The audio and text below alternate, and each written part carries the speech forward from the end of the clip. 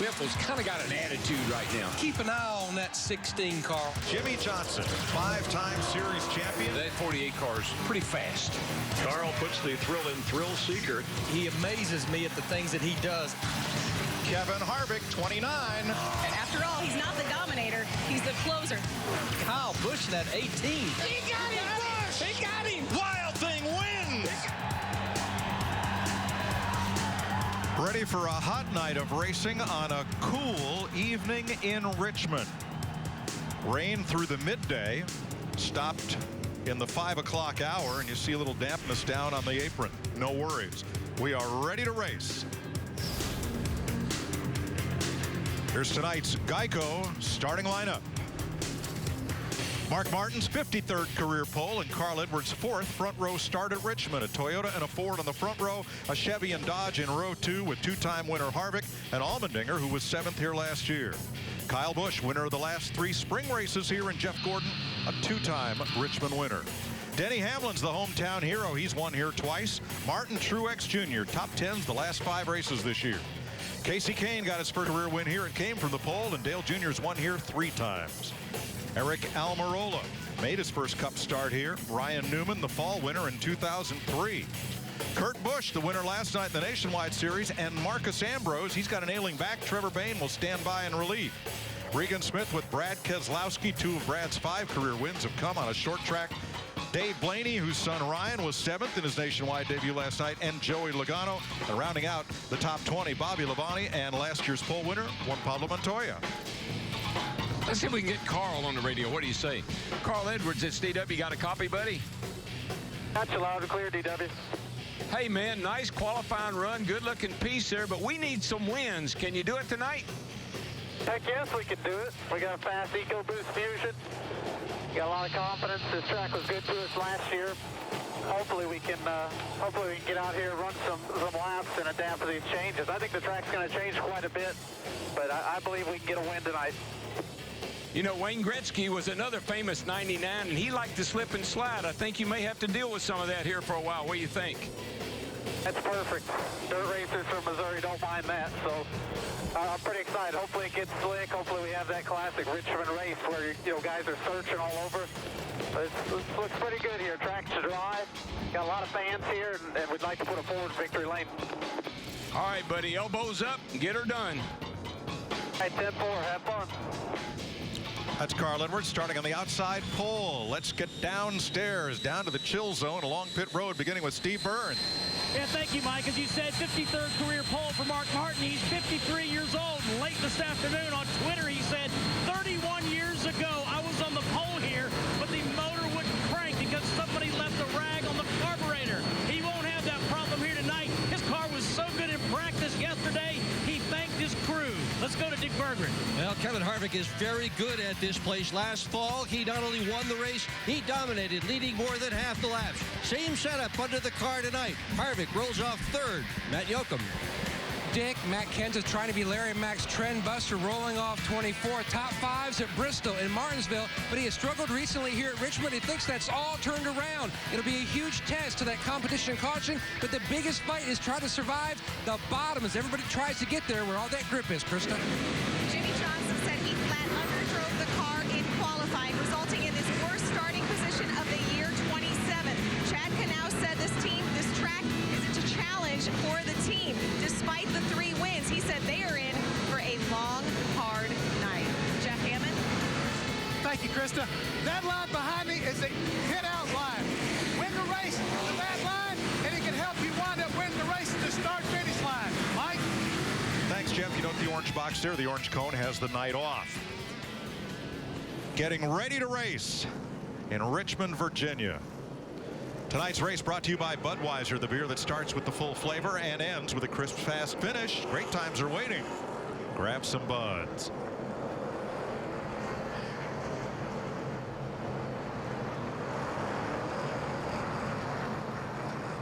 Three-quarter-mile D-shaped speedway. Temperature dropping fast, 49 degrees. Just a little bit of a breeze to let you know how cool it is. And full overcast. 400 laps tonight. That's 300 miles around this D-shaped oval. Pit road speed 40 miles an hour. The pace car runs 45. A couple of things, Larry. Trust your data. You know, you're talking about trends. Trust your data. And this kind of weather is great in the race car. Not so great outside the race car. Getting some heat in these tires and getting going. Yeah, they'll have to be careful at the start of this race, and especially on restarts when they put cool tires on their car.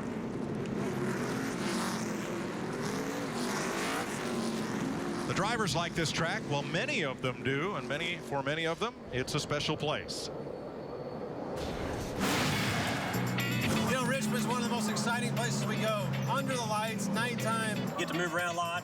Racing under the lights here is a lot of fun. I still have the short track mentality of dirt racing that, you know, you sleep till 11 o'clock and then you get up and you race at night and go to bed at 3 or 4 in the morning. So definitely night races are right up my alley. It has that short track feel, but has pretty good speed on it as well. So it's a fun place to race. Adding a couple of pace laps here as the track deals with an issue on the back straightaway.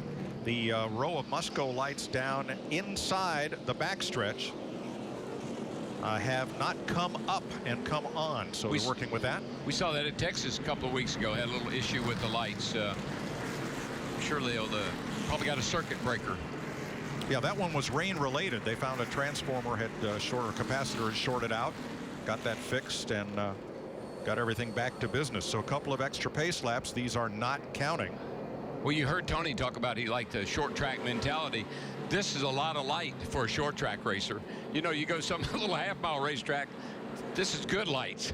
We have had 2 great nights of racing here. Brett Moffitt won the K&N Pro Series East race on Thursday evening. Boy, that was a great one right down to the wire. And then the Denny Hamlin showdown was won by Tony Stewart over Jeff Burton and short track star Greg Edwards. Another close finish. Last night they came to the flag side by side. Kurt Busch, driving for his younger brother, beating Denny Hamlin for the win. Tonight's Ford F-150 EcoBoost track facts. Ford has 28 wins here at Richmond, first on dirt, then the paved half mile, and now the 3/4 mile. Ford has led the point standings after 7 of 8 races in 2012. And take a close look, but not a listen, to tonight's pace car. It is the first all-electric powered car to pace a NASCAR Sprint Cup race. It's a Ford Focus. And just in front of the driver's door is the charging port, which has a neat little ring around it that lights up based on the percentage of charge you have as you're charging it.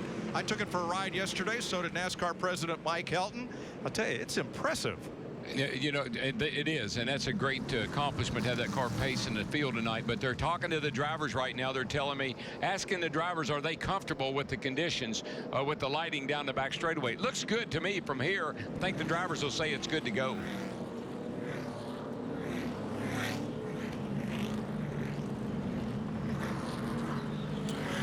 You know, Mike, our last 2 weeks of racing, we've run 901 miles. And, of course, we've had 5 cautions total in those 2 races. But if you look, here we go back to trends and numbers. The 2 races here at Richmond last year, a total of 23 cautions. 8 in the first race and 15 in the fall. I look at the 2 we've had here this week. Both times cars that come across this line, body slamming each other with tires smoking. Guys win by a foot or 2. That's it. Those flashing lights on the roof of the Ford Focus pace car will go out this time by. We are 1 lap from racing. There's our onboard cameras for tonight. I just love, don't you love short track racing? I mean, you can put your arms around the track. You put your arms around all the cars. And I truly mean when I say you can reach out and feel like you can touch somebody. But Darryl, we've said it many times about this little 3/4 mile track. It's still a short track, but it's big enough that these guys can race with 43 drivers out there. It's fast, but not too fast. It's close, but too close. It's close.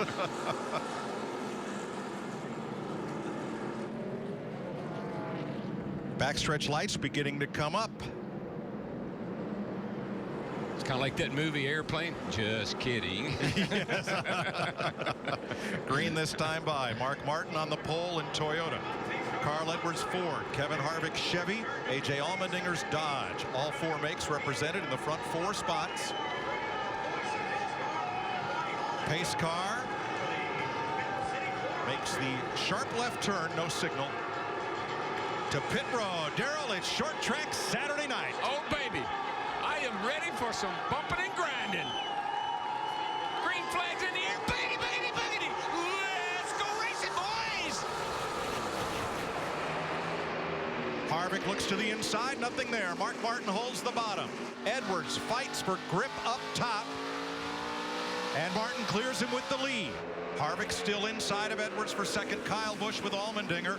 4 cars under a blanket behind the leader of the first lap, Mark Martin.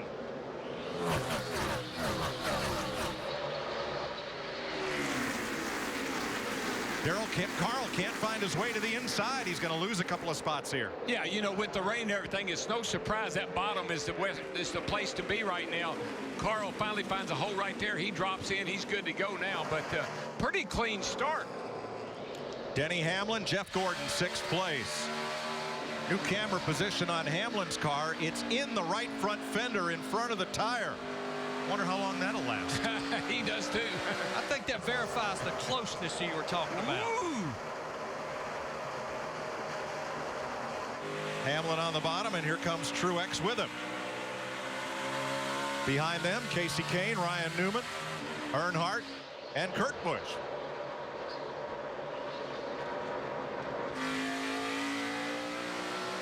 Hamlin shoots past Jeff Gordon and into 6th place. You go back to the race at Kansas last week. Those 2 guys right there were riding with one of them, Martin Truex Jr. in the 56, battling Denny Hamlin. They battled for the win at Kansas. I was really thinking Jeff Gordon's going to have a good night. He runs great here, and I think he's poised to get that 200th win for Rick Hendrick. I think he's the guy that could do it tonight. Carl Edwards has passed Allmendinger for 4th.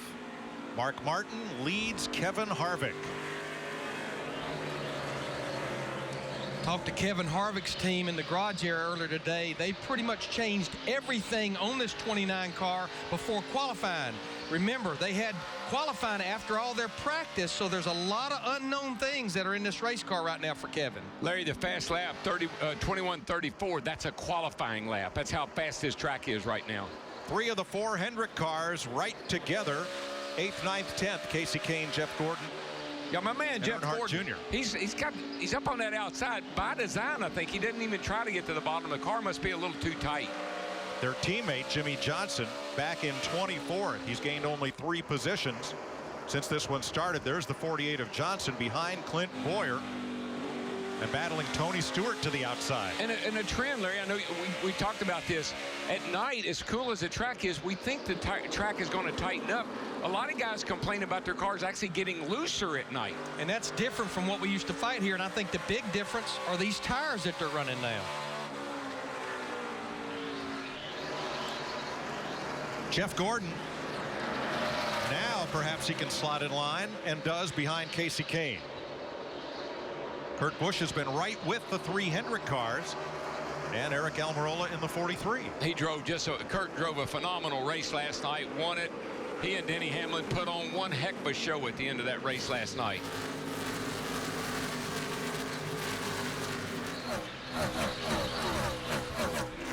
Marcus Ambrose in the yellow and black number 9 behind Kurt Busch was bothered yesterday by back spasms.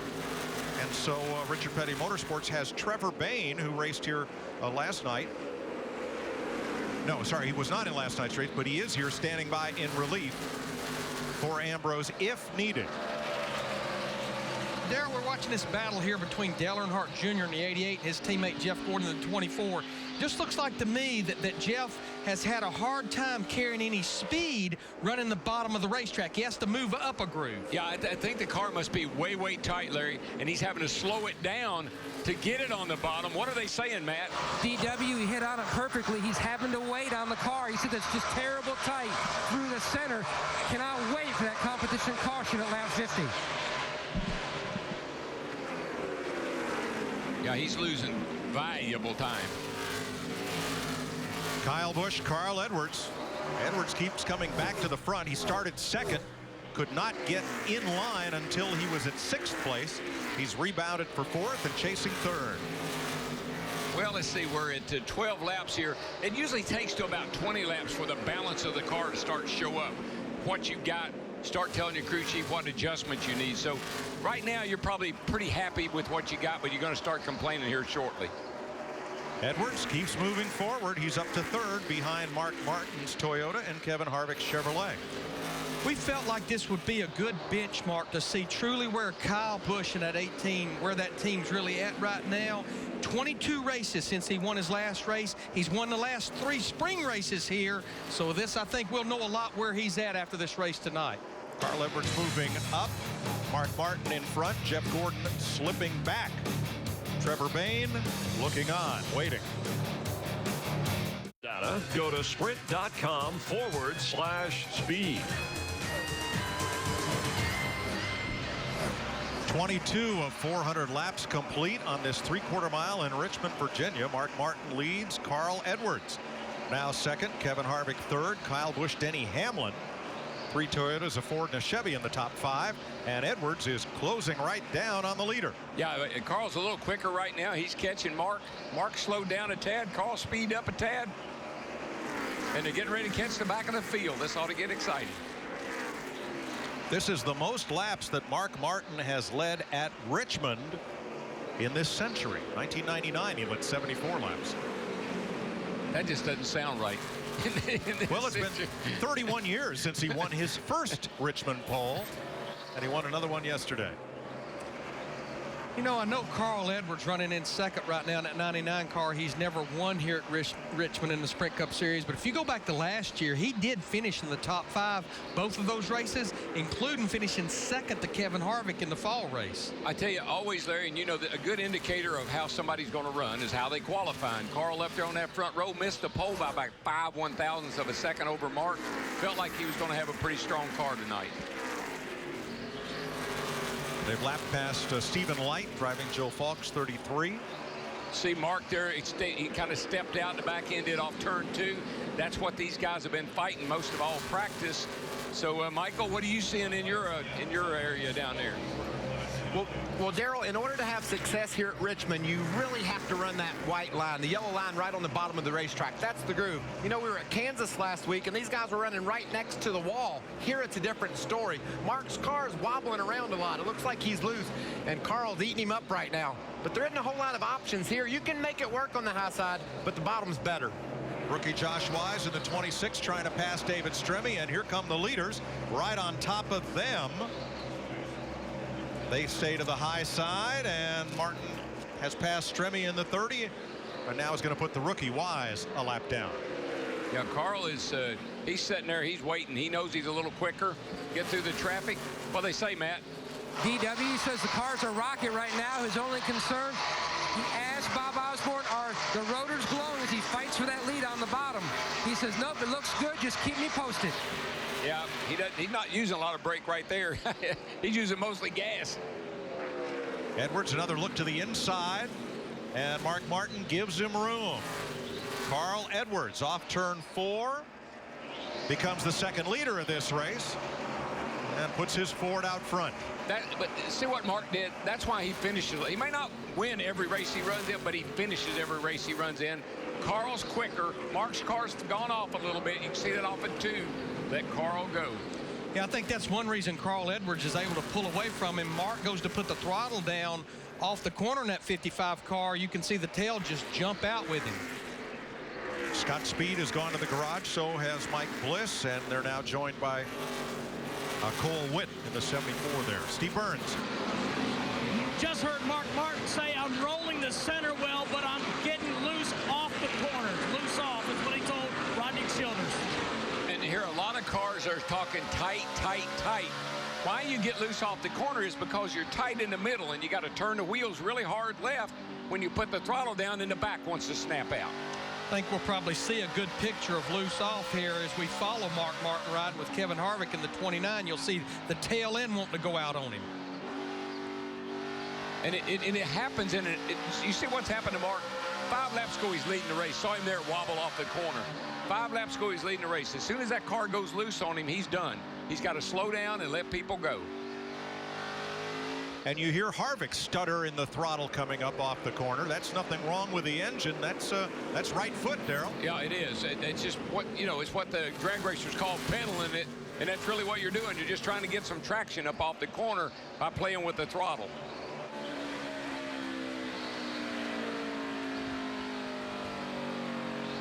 Three Toyotas in the top 5. There are Toyota top performers: Mark Martin, Kyle Busch, Denny Hamlin, with Martin Truex in 8th.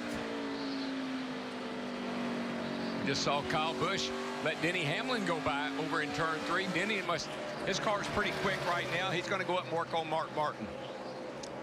Yeah, we talked about Kyle Busch earlier in that 18 car. His teammate Denny Hamlin 11. Those two drivers, they've won 5 of the last 6 Richmond races. Steve? Just heard Mark Martin come back to Rodney Childers and say it's starting to give up big time now. And we can see it, Steve. I mean, the car is really just jumping out from under him off both corners, and you just can't go anywhere like that. Carl Edwards, our leader, while Jimmy Johnson tops the list of big movers. Krista, he's gained 10 positions. Yes, he has, Mike. He's not wasting any time getting to the front. When I talked to Chad Knaus today, I asked him specifically about how well Jimmy manages his brakes, but Chad Knaus, the crew chief's advice to his driver just now, keep the cheeks of the pads from potato chipping the rotors. The pads may reach a temperature of about 1,800 degrees. Jimmy Johnson, after qualifying poorly, came on his radio and said, well, that's a good example of underdriving your race car. Yeah, his time trial lap was pretty underwhelming. Allmendinger 7th, Casey Kane now 6th after starting 9th. 38 laps of 400 complete in Richmond. Carl Edwards has become the 2nd leader of this evening.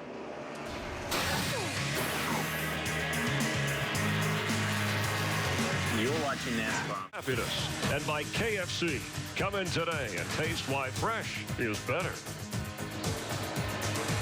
47 laps complete. Carl Edwards out front, but this is the battle. This group was 3 wide going into turn 1 last time by. Brad Keselowski, Marcus Ambrose, and Dale Jr. And then Almirola in the 43 found some running room. Yeah, well, Junior put the bumper to Almirola there just a second ago, and Almirola said, I got to get out of here. Watch Here's this. a look at it. Little push right there, trying to split between Almirola and the 9. Got into the 43 just a tad right there. they closed the door. Dale Earnhardt Jr. in that 88. Tight. 2nd and 3rd, Harvick, Hamlin.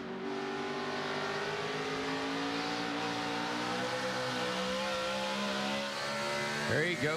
That's that reach out and touch me camera right there. That's 2nd place, about 2.8 seconds behind Carl Edwards. One more lap, and we'll have the competition caution that NASCAR has said they would throw at lap 50 because of the rain that pelted this track and gave us a green racetrack for tonight's race. You know, looking at our leader, Carl Edwards, in the 99, as we look at this battle for 4th place between Casey Kane in the 5. We're riding with him, and Kyle Busch in the 18. Yellow's out. First caution flag of the night. What will they do? Matt Yoakum. Well, Carl Edwards trying to end that winless streak dating back to Vegas of 2011. The car has a slight vibration with the brakes, but his biggest concern, trying to get the car to rotate through the center. Slight air pressure change on the 99, Dick.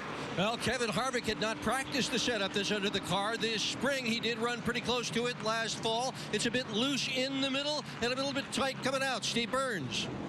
Dick, Kyle Busch said he, like Mark Martin, is loose getting off the corners, and he has called for the chassis adjustment. He told crew chief Dave Rogers, let's lower that track bar. Chris Devoda. Well, Steve, right now, Jimmy Johnson is pretty happy with his car. He told crew chief Chad Knaus, if you can fix the rear end of this machine without affecting the center, we will be, quote, golden. Biggest gainers in this first 50-lap run. Clint Boyer up 9 spots. He's climbed to 14th, and Jimmy Johnson has gained 10 positions to 17th from 27th. Dave Blaney was the first car 1 lap down, so he's the Aaron's lucky dog. You don't need credit. All you need is Aaron's. So we'll come to the pits with 30 cars on the lead lap. You know, guys, this is a major pit stop here. The crew chiefs now have information from their drivers on how to adjust their cars.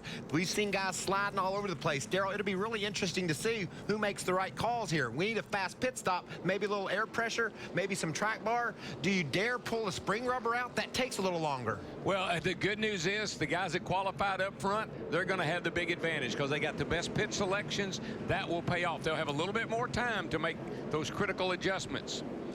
I think we'll see all these drivers, for the most part, go with 4 tires. We may see some that's back at the back of the lead lap cars possibly roll the dice too. I don't think that's going to be a big gain, though.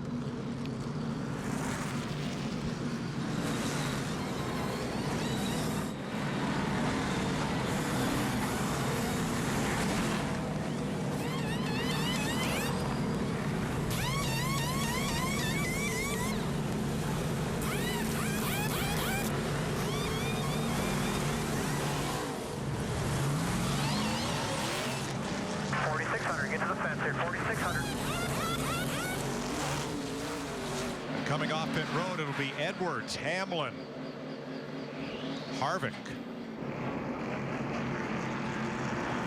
And just like we anticipated, you see right there all the drivers in the top 10 for sure, 4 tires with some adjustments. If you didn't give me 4 right then, I'm coming back in and getting them other 2. Or not leaving until I gave them to you. Leave until you give them to me. Down to Chris Myers. Well, Carl Edwards came into this race having led only 1 lap. Remember, he was in the championship battle last year before falling to Tony Stewart. Fastest lap so far, he's leading. Does he have to change anything here? That's a great question, Chris. The track is changing and the rubber's building up in the turns, so that will cause the cars to handle differently. But what do you do? How do you work on the car that's running the fastest laps? Looking for his first win. Meanwhile, Mike, pole sitter, 53-year-old Mark Martin, who led the first 29 laps. 13 drivers were not even born when he ran his first Richmond race here 31 years ago. Yeah, it's quite a story of longevity, Chris, in this series, running at the highest level. And boy, Mark Martin, he's got an energy boost this year. He really does. He loves his team. He loves the car. He and Rodney Childress work so well together. Great communication. This car is fast every week. Right off the truck every week. One car did not pit. Travis Quapple came around, and he is hitting pit road this time by. We'll double check, but I believe he stayed out to try to lead a lap and pick up that 1 bonus point.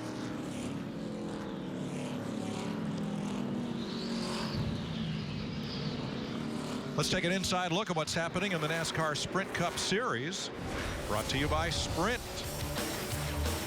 Fastest lap of the race, Mark Martin, 21.34. And our point leader, Greg Biffle, coming into tonight's race. Get unlimited access to the NASCAR Sprint Cup Series with live in-car audio and real-time stats. Available through the NASCAR Sprint Cup mobile app on your Android-powered device. Only on the Sprint Network. Learn more at sprint.com/speed. Travis Quapple's given away some of those spots that he gained by making a pit stop as we get ready to go back to green. Completing lap 56, green flag, and Carl Edwards. Boy, scoots away from Denny Hamlin and the crowd. Carl was hit that eco boost right there and took off. Oh, trouble down here, guys. Yeah, Kurt Busch got into somebody or something, almost into the back of Jeff Gordon, way up the racetrack, 3 wide. Boy, they're still kind of trying to figure that mess out. Yep, Burton on the bottom, Gordon up top, and in the middle, Smith. Something's wrong with Gordon's car. He's got a problem. Must have a tire down. And I believe Kurt Busch in the 51 has a tire rub as well. You can see the smoke. Jeff Gordon's whole right side is torn up, Larry. The whole right side of his car is messed up. We stay green. A lot of contact. I believe the first contact between Busch and Gordon may have done that. Second place, Harvick and Hamlin slug it out. And for 4th place, Casey Kane and Kyle Busch. This is short track action. And now you know why people they don't like cautions for the wrecks. They like cautions for the restarts. The restarts are crazy. And Jeff Gordon, who had dropped 9 spots in the 50-lap green flag run, is back on pit road under green and will lose a couple of laps here.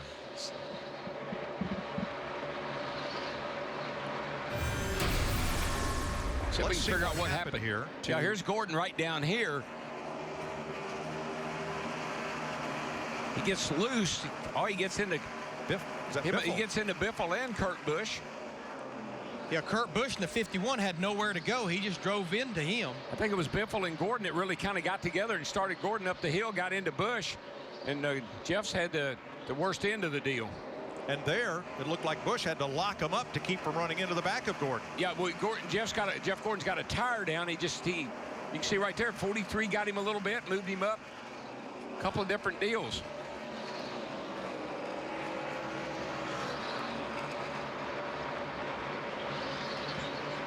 We stay green. Kurt Busch stays on the racetrack, and Jeff Gordon goes 2 laps down with that pit stop. And you can see the tire continuing to rub on Kurt Busch's car. What they're hoping so much for is a caution and maybe stay on the lead lap, but he's falling all the way back to the 28th position right now. He just doesn't have a whole lot of damage on that car either, Larry. I mean, it's maybe that left rear rubbing just a teeny bit, but I think he's going to be okay. Not anything on the right side of the car. Matt? And Mike, it was a cut in the sidewall of the 24 of Gordon. Well, second time this year that's happened. Remember Bristol, where his teammate Dale Earnhardt Jr. got up and into him, and a tailpipe cut the tire. Well, you know, the start of this race has really been his demise. He fell back, he got in traffic, they got to come back out in the middle of the field, and he gets run over. The start of this season has been his demise. Yeah, exactly. I mean, it has absolutely been a disaster for Jeff Gordon. Blown engines like in Kansas last week. Let's get back to the front, and Carl Edwards, who now has 1.2 seconds on Kevin Harvick. That's what a 1.2 looks like. Harvick is driven away from Denny Hamlin. First, second, third. 64 laps complete. 72 laps complete at Richmond. Carl Edwards now leading by 1.9 seconds over Kevin Harvick, who has 1.1 on Denny Hamlin, who's just in front of Allmendinger and Kyle Busch. Here's Tony Stewart, who's moved up to 11th from 22nd. You can go to ChevyOutdoors.com and enter for a chance to win a Chevy Silverado and a day of bass fishing with Tony Stewart at his home. Enter now at ChevyOutdoors.com. Krista? Tony Stewart a tick tight in the center, but after the wedge adjustment they made on that stop, he did come on the radio and tell his crew and crew chief Steve Addington it's taking off much better now, a lot better drive off the corner. And they had a really good pit stop for Tony Stewart on that caution. And Larry was with him Tuesday over at Charlotte Motor Speedway, did a charity ride for MRO. We had the best time. If you want to hang out with somebody and have fun, just pure old fun at a racetrack or anywhere, really fishing, whatever, he is your man. He's a cool guy to be around. A.J. Allmendinger with a mirror full of Kyle Busch. Steve? Mike, this is the same car they ran in Phoenix. His crew chief, Todd Gordon, said they set him up too loose. They learned from that race. He's been running in the top 5 all night. He says he just needs a little bit more forward bite. You know, in the last 6 short track races, Allmendinger has only 1 finish outside the top dozen. Really coming into his own as a short track racer. He is, of course, a road race specialist. Needs a win, man. That would just change everything for him. If he could get a win, I think it'd just make all the difference in the world to that young man. Casey Kane has a new buzz cut. He was showing it off for the folks on speed this morning. Up to 6th from 9th. And right behind him, the fella everybody's talking about, Martin Truex Jr. Boy, did everything he could to try and win that race last week. Came up just short. So far, we haven't mentioned anybody that doesn't need a win really, really badly. That would just change everything. Martin is one of them. Great run last week. Really was kind of anguishing over that one getting away from him. But he still had a great day. Finished second. Brad Keselowski has just moved past our pole sitter Mark Martin. So Brad K is up to 8th from 16th. Yeah, you see Mark Martin in the 55 car talked about him being our pole sitter back in the 9th position. I get a feeling right now they've got a lot of adjustments they need to make on Mark's car. He's got a fast car, but it's just not staying with him right now. Tony Stewart up into the top 10, then Ambrose, Earnhardt, and Johnson. Jimmy Johnson restarted 23rd and has gained 10 spots since. And he's looking for a couple more as Junior goes to the inside on Ambrose. Things aren't looking too bad right now. Earnhardt's up to 11th, Johnson's 13th, and Kane is 6th. So Rick's got his guys moving in the right direction. Rick Hendrick. Johnson moves into 12th. How about Ambrose, Dick? Well, he hasn't said anything about his back, Mike, once the race started. But before the race started, Ambrose told me he had never gotten out of a race car because he didn't feel well before, and he didn't intend to get out of this one tonight. Trevor Bayne, on the other hand, is anxiously sitting on the box, waiting for his opportunity to get in that number 9. Mike, when we get in these cars, these seats are like lounge chairs. They're custom made, custom fit. That's the most comfortable he probably could be sitting in that race car.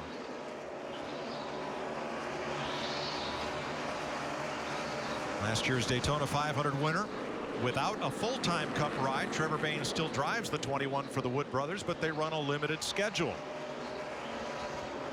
Last year's pole sitter, Juan Pablo Montoya, 14th after starting 20th. He just needs to stay away from Ryan Newman and he'll be fine. He and Ryan Newman, whoa, look at that pass. Woo. Yeah, Kyle Busch in that 18, he had been working A.J. Allmendinger over that 22 for a number of laps. He just took the 4th spot away from him.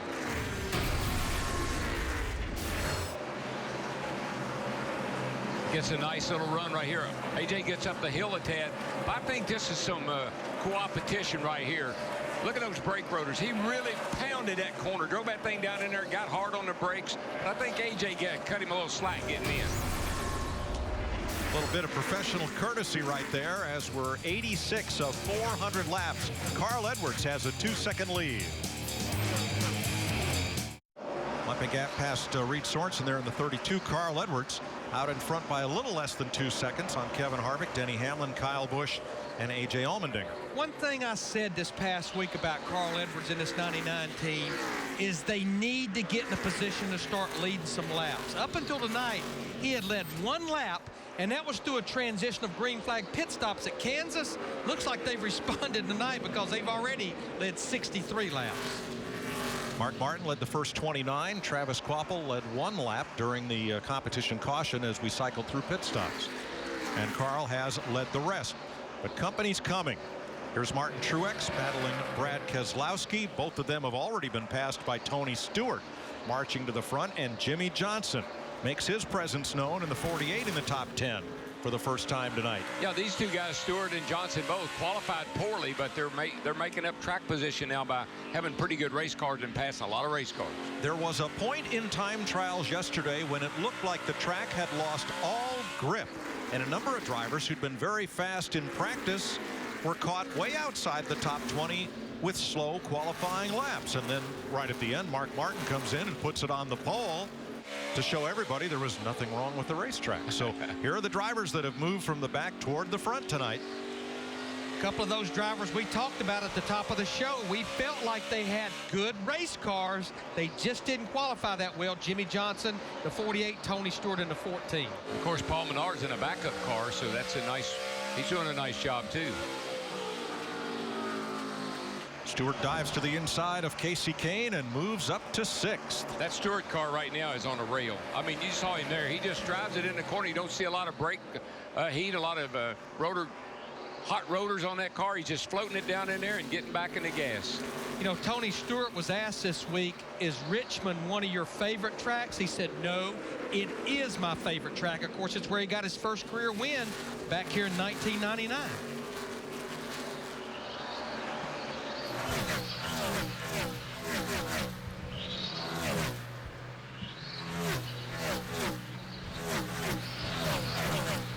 Next week, it's a whole different kind of race. The Aaron's 499 at the world's fastest speedway, Talladega, Alabama, next Sunday. It's a dadgum nail biter is what it is. I mean, even from up there watching it in the booth, my blood pressure goes way up. Let's check with Krista. An update on our points leader, Greg Biffle. You know, he said even though the results don't show it, this place has been fairly good to us. But what's most important is comfort. Right now, he's still sort of searching for it, but his race car is just a little bit too loose. Yeah, Krista, he's 23rd. He's gained 5 spots since the start of the race. But no, the car just hasn't seen the sort of speed. Right now, his laps are about 7/10 off those of his teammate Carl Edwards, who's leading. One thing we want to keep a watch for is right front tire failures. When you use a lot of brake here, you see those glowing rotors. That creates a lot of brake heat. that transfers into the wheel and into the tire, and you can blow out a right front tire here if you get that too hot. Riding with Clint Boyer, who has just passed Montoya and pulls away as he gets on the gas in the, I don't know why we call it a straightaway, because there's nothing straight about it on this D-shaped racetrack. And Joey Logano is going to go down a lap to Carl Edwards. Logano is the 29th place car. And oh, by the way, we don't run interliners here. The tires don't have the interliner in them here. Again, that interliner would even be more heat that the tire would have to deal with. Only one caution flag in these first 102 laps, and that was the NASCAR competition yellow to check tire wear and handling. So we crossed through 100 laps, quarter distance, with Carl Edwards leading.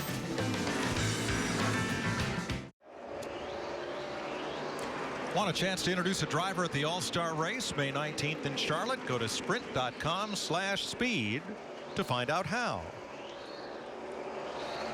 Carl Edwards' lead has shrunk to 1 second over Kevin Harvick. Denny Hamlin. Tony Stewart now up to 4th. He passed Kyle Busch. And Stewart right now, and Harvick and Hamlin are the quickest cars on the racetrack. And there are 3 cars that have broken into the top 10. Stewart, who started 22nd, Johnson started 27th, and Keselowski started 16th. Otherwise, your top 10 runners are guys that start in the top 10. Jimmy Johnson continues to move forward. He's gained 20 positions since this race started. As he passes A.J. Allmendinger. Make that 21, 6th place. Yeah, I think that competition yellow at 50 laps was really a good thing for Stewart and for Johnson. They made nice adjustments on their cars, picked up some spots in the pits. They're sitting on ready. Of the drivers right now in the top 10, 5 of them started last year's race 20th or worse, including Kyle Busch, who won the race from 20th starting spot. So starting out back, not a big problem here. It's a cool night in Richmond. The temperature barely at 50 degrees, and temperature was on Carl Edwards' mind tonight, as he and Bob Osborne discussed. Remind me about this oil temp. I'll keep a good eye on that tonight. How's the temperature down there, Bob? Chilly. What's the temperature there on that dash, buddy? 250, saying 250. And 410, 4250. 250-degree oil temperature. That's not bad, as long as it doesn't keep going up. But I think these drivers and their teams got so aggressive tonight. 60, last lap 30. Trouble. Right here, 51 car around on the front. Yellow. We got a spin. Kurt Busch has spun coming off turn 4 and clouds up the front straightaway, and that'll be our 2nd caution of the night. It comes out at lap 116. I think the way the car's wobbling, looks like something's wrong with the car. He was wobbling around a bit. Maybe he's just trying to figure out the tires. Remember, he had that damage from after that restart with Jeff Gordon earlier. He's coming all by himself, and you see this happen here occasionally. Just a 360, catch a gear, and keep on going. But, Darrell, that's been the trouble spot for a lot of drivers all weekend long. Now, let's go back to the earlier incident that involved Almirola Biffle, Jeff Gordon, and the 51 at Busch. Right there. Yeah, Gordon was the rock between 2 hard places. Almirola got into him, shot him into Biffle. Now, in this case, Darrell, I think Kurt Busch was running hard to stay ahead of Joey Logano, because Kurt was the first car 1 lap down, and had a caution come out, he would have gotten the free pass. Of course, now he is the caution. So that takes him out of that equation. Pit road is open. Krista. Well, Tony Stewart has certainly been on the move. He told his team the exit was better on that run. I could get back to the gas better, make the same adjustment. Dick? Kevin Harvick in the upper right of your screen. He has been running in the top 3 all night long. He has nobody in front of him. It's a great place to pit. Matt. More rubber working into the racetrack. The car's getting more free. Carl Edwards, track bar adjustment, and also the 11 at Denny Hamlin, significant adjustment. Steve. Big adjustment for Kyle Busch also, Matt. They pulled a spring rubber out of the right rear spring because his car has been tight. They also want to help him turn better. Carl Edwards wins the race off pit road from Denny Hamlin and Kevin Harvick. 119 laps complete in the Capital City 400 presented by Virginia is for Lovers. Kurt Busch's spin brings out the second caution of the evening. Tony Stewart, Jimmy Johnson, Earnhardt, Keselowski, Kane, and Truex, the top 10. We're back under green. Edwards very quickly back in command. Hamlin settles in second, side by side for third. I can see why not a lot of guys are trying to go real high up on the racetrack. There's a lot of rubber and dirt. You can see it there at the top of the screen. The track is really dirty up out the groove. Still side by side for third with Kevin Harvick, the number 29 inside. Kyle Busch, who gets that good drive off the top lane from turn 2. I think they just like to aggravate each other, you know. I think it's like, hello, remember me? I'm still around. They do not exchange Christmas cards, those two. Not at all.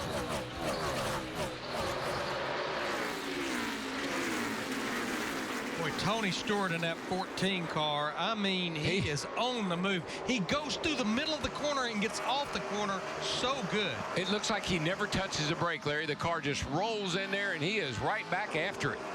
Stewart is there, and right with him, Earnhardt and Truex and Jimmy Johnson.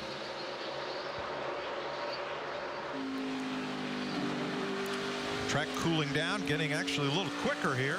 Denny Hamlin just ran his fastest lap of the race, as did Tony Stewart and Matt Kenseth. One thing we're seeing, the cars are fast on new tires, but boy, these tires go away in a hurry, about 15 laps, and they start getting loose.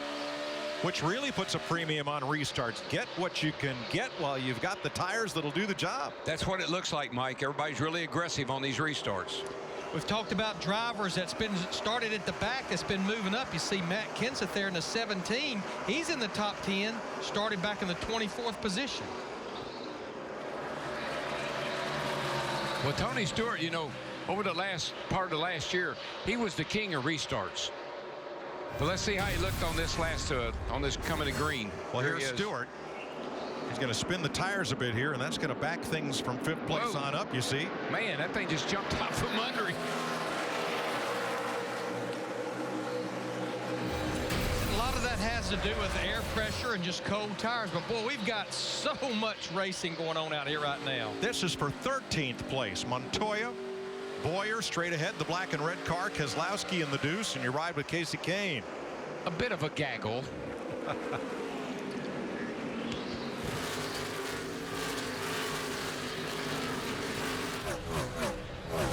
And that settles out as Burton goes after Allmendinger.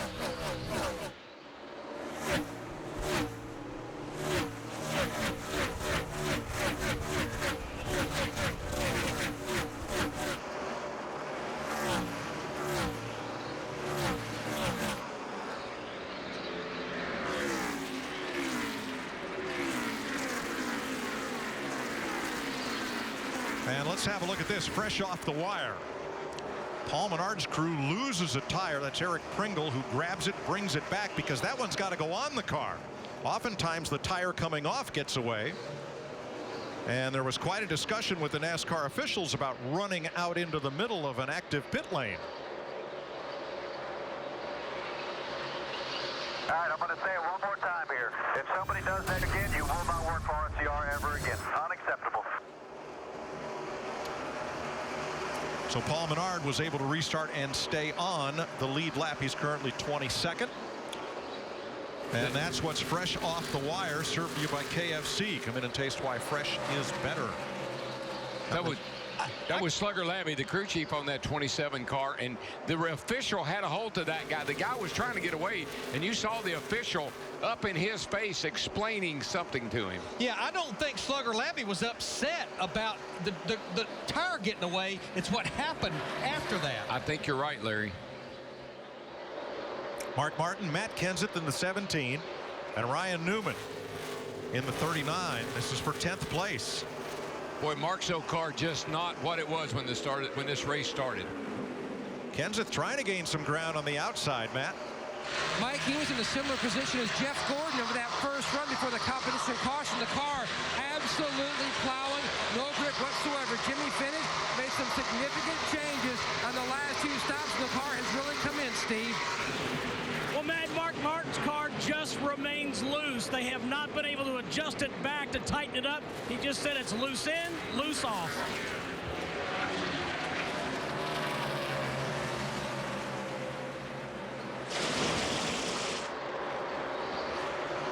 Let's get an update on track conditions. Jeff Hammond. Mike, I'm relocated up here in one of the grandstand areas overlooking this racetrack. Great view, but what you can see from up here is you can see the lower groove getting the rubber laid down because of all the rain earlier in the day. But that upper groove that Darrell was talking about is real slow to come in. A couple of guys have tried it, most notably. I noticed Brad Keselowski did too, trying to get in a little while ago. He all but Brad got completely sideways. Several cars, including his brother Kurt Busch, they keep sneaking up there. It's coming in slowly but surely. This racetrack will change at least 2 more times before the end of the race, guys. Jeff, would you pay for that seat? Absolutely. It is incredible. You can see all the way around the racetrack. It is one of the best seats in the house. As a matter of fact, Mike, I mean even higher than the spotters are that are kind of like keeping these guys out of danger. So it's a great location for a race fan.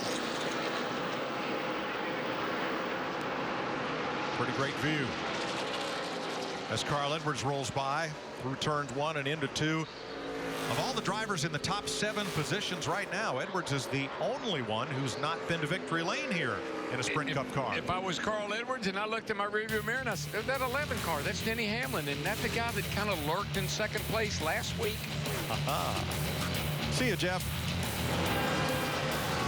In Virginia, and time for an AT&T race break. Carl Edwards' 5th straight Richmond race he has led in, ahead of Kyle Busch and Denny Hamlin, with Michael Waltrip from the Hollywood Hotel keeping an eye on things.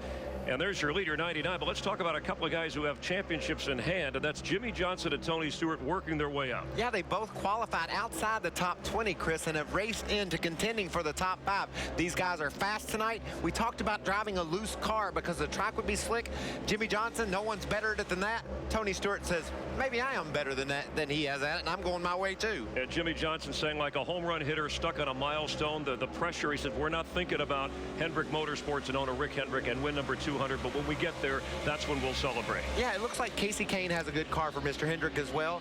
Junior is struggling a bit, and we saw Jeff Gordon getting a crash early, so he's down to 2 bullets, but it's 2 pretty strong ones. All right, Denny Hamlin, the Virginia native, your pick. We know he's owned this place with Kyle Busch. Looks like he just needs an adjustment. The car's not bad, but it hasn't had the speed that we've seen from Jimmy, Tony, and some of the guys like Carl Edwards and running up front, but he's fast for sure. Watching Clint Boyer move into the top 10 ahead of Mark Martin, but we also have to talk, you mentioned Dale Earnhardt Jr. Martin Truex Jr. came in 2nd in points, working his way in the top 10, had the heartbreak loss in Kansas when he led the most laps last week. Yeah, and that car too, like some of the others, really slipping and sliding early in the race. So if they can make adjustments, I'm really looking forward to the second half, Chris, because these crew chiefs are going to have to make calls on pit road in order to get their cars tightened up so they can get the gas down to the ground. You got a lot of speed here at Richmond, but if you can't get the pedal all the way down in a hurry, you can't make any ground.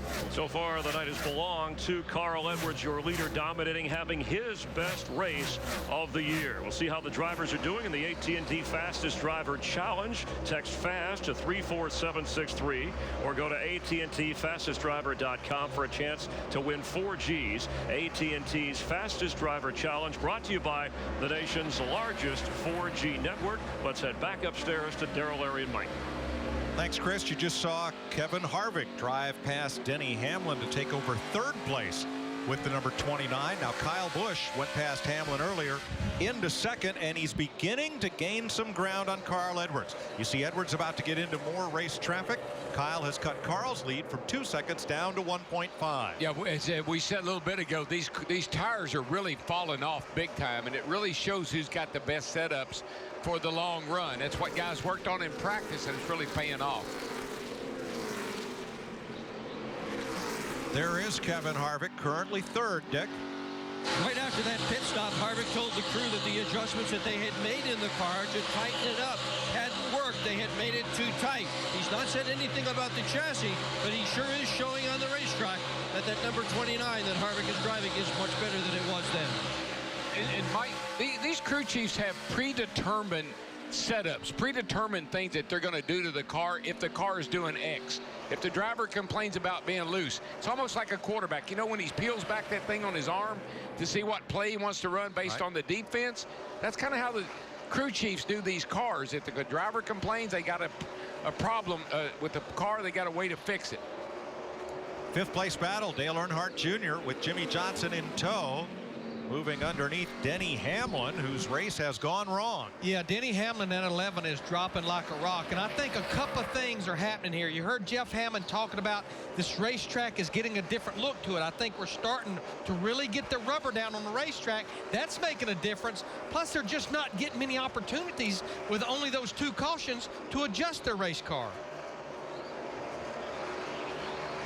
A.J. Allmendinger in 8th on the right of your screen. Martin Truex Jr. has been moving in on Allmendinger, Steve. He had been in the top 5, Mike, but on the last pit stop, he lost a bunch of spots, and he took the blame. He told the crew chief, Todd Gordon, I pushed the clutch in, and it would not take off. It just died. Maybe I didn't push the clutch in enough. Well, that's one thing. As tough as track position is to come by here, you just cannot have mistakes on pit road, whether it be by the driver or the crew. I'm just saying that remember, that young man's had a couple of knee surgeries, and you know that clutch, you let that leg sit there a while, it maybe didn't get the clutch in far enough. Looking up at Allmendinger, the yellow car, and Truex in blue from Clint Boyer in 10th place, Dick. Well, Clint Boyer started in the 23rd spot. He has moved all the way up to 10th, Mike. But listening to him on the radio, you might think he's got a terrible car. He has complained all night long about the car simply not having enough rear grip. But the crew periodically will tell him, Clint, you got the fastest car on the racetrack, and he has had in many laps. Boyer bitterly disappointed last week. His home track, his home race, and he was out of it early.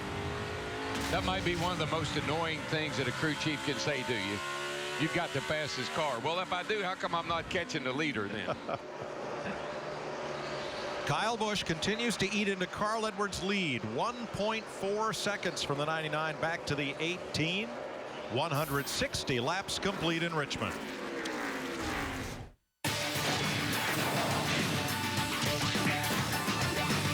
You're watching NASCAR on Fox.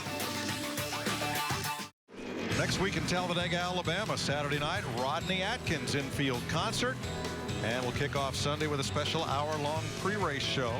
Great seats still available. Call the number on your screen or go to their website for more details. Talladega, fastest speedway on earth. NASCAR on Fox next Sunday. Most fun infield on earth, too. That concert and go over on the boulevard. Pretty exciting. Carl Edwards has led the most laps of this race so far, and yet our point leader, Greg Biffle, the Roush-Coutier that has had the stellar season so far, has gone nowhere. You know, Greg Biffle told us a couple of weeks ago, he said, when you look at the first 7 or 8 races of this year, we've not made any mistakes. We've really not had a bad run. It's almost like he was anticipating somewhere they were going to have a bad run, and right now, unless they can make some huge adjustments, that last caution saved him dearly. He was about to go a lap down to his teammate Carl Edwards. Yeah, he's 24th right now, Larry, but until he goes a lap down, he seems all that team's been pulling some pretty big miracles out of the hat. Well, the other Roush Fenway Ford, Matt Kenseth in the 17, has moved up from 24th to 15th right now. Matt Yoakum. And talking about Carl Edwards in the 99, basically Jason Hidlesky had told him that the 14 of Stewart is the car that's coming. The only place he's better is exactly, Mike, where you documented earlier. He is so smooth through the center of the corner. Yeah, man, he is. That car just sails into the corner without any brake, and then Tony just gets back in it so much quicker than everybody else. Watch him. He closed up 5 car lengths on Kyle Busch there, just rolling the corner. Watch this going into 1.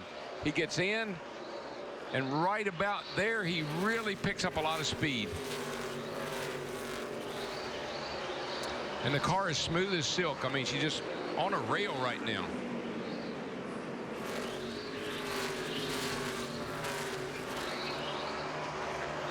Second and third running about 1.7 seconds behind Carl Edwards, the race leader. Tony Stewart in that 14 car, he just keeps working over Kyle Busch. That 18 just couldn't quite get the run on the bottom side that time off turn 2. Now, you see, little things like that right there irritate a guy like Smokey. He said, look, dude, I caught you, and I caught you in a big way. cut me some slack here. I'd say he'll win this battle right there going off into turn one. Message received. Now we're still 35 or more laps from pit stops. If you're out there like, say, a Greg Biffle or a Jeff Burton, a Mark Martin, a Brad Keselowski, and your car is not running the way you want it to, that seems like a long time to hang on. But you can't give up. I mean, you got to work hard. You got to work harder right now to try to stay on that lead lap, get the caution, hopefully get in the pits, get yourself back in the race. If you get the attitude as well, we're done, can't do anything, you're never going to win a championship or a race. Got a battle right here for 9th place between Casey Kane in the 5, A.J. Allmendinger in the 22. Yeah, Allmendinger was the one, I guess, that had the clutch problem a little bit ago. And I mentioned Casey Kane had knee surgery. I thought they were talking about Kane that had trouble in the pits. So Allmendinger has not had any knee surgery. And Mike, those drivers you were talking about that are way off right now, you'd love the short pit. In other words, come to pit road earlier than you need to for fuel to get those fresh tires, but that's such a gamble at a 3/4-mile racetrack. If that caution comes out, they're going to burn you big time. Yeah, I just don't think it's worth the gamble on a short track, Larry. It really makes me nervous. No, because you cannot pit here without losing at least one lap to the field under green. Big gamble.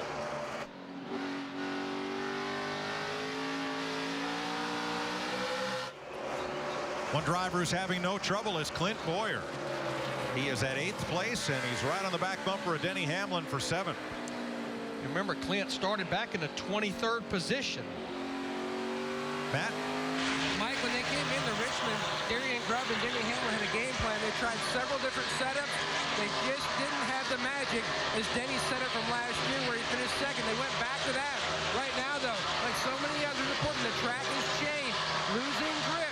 He's starting to fade, especially at exit. No grip. You can see him going in. It's a little too free also. Yeah, several guys right now it's a typical Richmond complaint. Tight in the middle, loose off. But how much of a guessing game is this, Larry? Because you practice in the heat of the day. You practice here at 2 in the afternoon. You're going to race here on the coldest it's been all week under the lights. I think it's where experience prevails, whether it be the driver or be it the crew chief sitting on top of that pit box. Your experience of racing here under them same conditions just truly pays off. Just talked about it in the beginning. Trends and data. We got a battle here for 4th place. Trends and data. Those crew chiefs, like I said earlier, they know exactly what they got setups for every condition, and they'll have a right change when they get the chance to work on the car. Kevin Harvick trying to hold off Jimmy Johnson. This is for 4th place. Casey Mears, the 13, is a lap down. And we'll mention David Stremme has gone to the garage area, joining Josh Wise and Michael McDowell. Cole Witt out of the race, so is Joe Nemechek, Mike Bliss, and Scott Speed. 36 cars running. Only Mears and Logano are 1 lap down, and now Marcus Ambrose also 1 down. Kurt Busch, Quapple, Blaney, and Jeff Gordon 2 laps down. But Mike, we're seeing the same thing on the 11 car we saw in the 55 Mark Martin earlier. When the tires went away, when the car got a little bit loose, he just started falling back through the field. That's a battle for 9th place right there. Meanwhile, Carl Edwards has just put his teammate and the Sprint Cup point leader Greg Biffle 1 lap down. 185 laps complete. We're closing in on halfway at Richmond. NASCAR prime time in Richmond. Rain earlier, but clear and cool tonight. Time for an AT&T mid-race report. And Carl Edwards, 150-plus laps, has dominated this race, but the driver who's led the most laps has failed to win the last 4. And here in Richmond, Denny Hamlin, Kyle Busch historically have dominated this race, but neither one of them have led the race so far tonight at the halfway mark. Let's check in and see who Darrell Waltrip is keeping an eye on. Well, Chris, I picked Jeff Gordon, but he's 2 laps down. He got in trouble earlier. But his teammate, Jimmy Johnson, started out back, running in the top 5. I look for Jimmy Johnson to take the thing to victory circle. Darrell, I'm going to jump ship as well. I talked about Denny Hamlin needing that adjustment. It's going to have to be a big adjustment. He's fading. I'm going to go with Tony Stewart. He's rallied, he's rebounded, and he's heading to the front. Well, Michael, all of these drivers are chasing Carl Edwards. His car is on a rail. I think if you want to catch Carl Edwards with an ever-changing track, Krista, better be aggressive with these next changes on the pit stop. Well, Larry back. Michael picks Tony Stewart. His crew is giving him incredible drive off the corners. He is like a sprinter digging into the blocks. Right now, he's driving away from the rest of the field. Mike? What makes Carl Edwards' run so impressive? A Ford has not won at Richmond in 7 years. And in 48 short track starts, Carl has never led the most laps until tonight, Chris. And Mike, of the top 8 drivers currently, the only one who's won this year is Tony Stewart, a 2-time winner, the defending champ. And a couple of questions: who looks good on the long run as the tires wear, and who hopes there isn't a long run to end this race? Those answers may determine who ends up winning this race. That is your AT&T mid-race report. Back to Darrell, Larry, and Mike. Thanks, Chris. 2 drivers have already made green flag stops to start this cycle. Regan Smith came in at lap 189. Marcus Ambrose came in at 196. And now Greg Biffle is on pit road along with A.J. Allmendinger. Krista? Mike, Greg Biffle saying his car is a little loose, making a wrench adjustment. He's actually been concerned about burning up the left rear tire. Biffle away, and for the lead, Tony Stewart passes Edwards. What a drive, man. What a drive. If Tony Stewart started in the 22nd position, he's taken the lead here at the halfway point with the aid of only 2 cautions. Steve. A.J. Allmendinger in a little bit early. Mike said he thought he had a tire going down. He's also saying he's really tight in the center. Matt Yoakum. And Brad Keselowski, who won at Bristol, makes his way to his pit box. The biggest issue he had, you saw him, just absolutely no grip. And here they come. Harvick is in, Kane is in, and Kurt Busch. Dick. And Kevin Harvick on pit road. They're going to take out the adjustments that they had put in it last time. This car has been ever so close all night long. A potential winner in the 29. Burton and McMurray in. And now Montoya coming to the pit lane along with Bobby Labonte. This is going to be a pretty wide pit window. This started pretty early. Some of the drivers still making good speed, staying out. Paul Menard is now in. So is Eric Almirola. Yeah, right now, I mean, that 14 car's in the catbird seat. He's pulling away from Carl Edwards. Carl running second. Tony can sit out there and wait and see what everybody else is going to do before he comes to pit road. Steve? Well, it's like DW said moments ago, similar characteristics for Juan Pablo. Loose in, tight in the center, loose off. They're going to fix him up with an air pressure adjustment. Boyer, Hamlin, and Newman come to pit lane along with Truex. Dick? And Clint Boyer's car is much better than it had been earlier in the race. He had worked up to 7th, Matt. Since the competition caution, Denny Hamlin has absolutely no grip. This last run, he couldn't even hardly get back in the gas to full throttle. Big changes, Steve. Martin Truex Jr. in the 56 says it's terrible right now. The center and the exit goes awful together. Dick? Dale Earnhardt Jr. on pit road now. Has had a decent car all night, but not a great car. Needs more grip. Steve? Kyle Busch had a hard time getting into his pit box, a car in front of him. He says, I have no rear grip. The center goes away on me first, no rear grip. Jimmy Johnson heads out. Matt Kenseth and Tony Stewart in along with Carl Edwards. Krista. As we said, the adjustments that have been working for Tony Stewart have been helping him with that drive off. Right now, the crew working on the left side. No wrenches in the back of the car. He is very happy with the balance. Carl Edwards is in. He said the last run right near the end, he used up the tires. They're making a significant wedge adjustment to try to help the car earlier in the run, and he's away. All the lead lap cars have now been in as Edwards and Stewart head out. Yeah, Mike, with what we were seeing on the stopwatch, when one of those lead drivers came in, the others couldn't be far behind him. You would be giving up so much. And Kevin Harvick is posted as the race leader after this round of stops. Look at this gaggle. Earnhardt, Menard, Burton. Boy, they've been fighting hard. But it's Dale Jr. He can't get going on this set of tires. I don't know if the air is so low it's really holding him up, but he's got these guys all backed up. And he was the real loser on pit stops. He got blocked in by Stephen Light. They had to back him up. He can't clear Jeff Burton, and Jeff Burton can't get inside him to make the pass. But, Mike, the reason Kevin Harvick is leading this race right now, he pitted about 5 laps earlier than Tony Stewart and Carl Edwards. Here's what happened to Dale Earnhardt Jr. You see Stephen Light in the 33 car with his back end hanging out. Dale Jr. could not get out. They had to back him up. Boy, it looked like there was a lot of room just from that camera angle, but Dale just had a terrible time right there. And Kyle Busch locked him up coming in. Back him up a little bit. Now, that right rear tire can hang out there outside the pit box, but just the right rear tire. Steve? When Kyle Busch exited the pit, Mike, his crew chief Dave Rogers apologized and said, hey, we thought the 34, driven by David Reagan, was coming a lap later. We're going to talk to them about that. So that was the problem. He could not get around the 34 of David Reagan. And that's so important under these green flag pit stops. Even though you don't have a lot of drivers on there at one time, it's important to talk to your neighbor to see when they're going to come in. They just used to just make your blood boil when they'd bring you down the pit road with somebody in your way.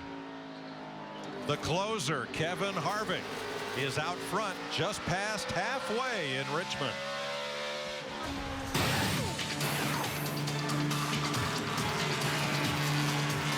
You're watching NASCAR on Fox.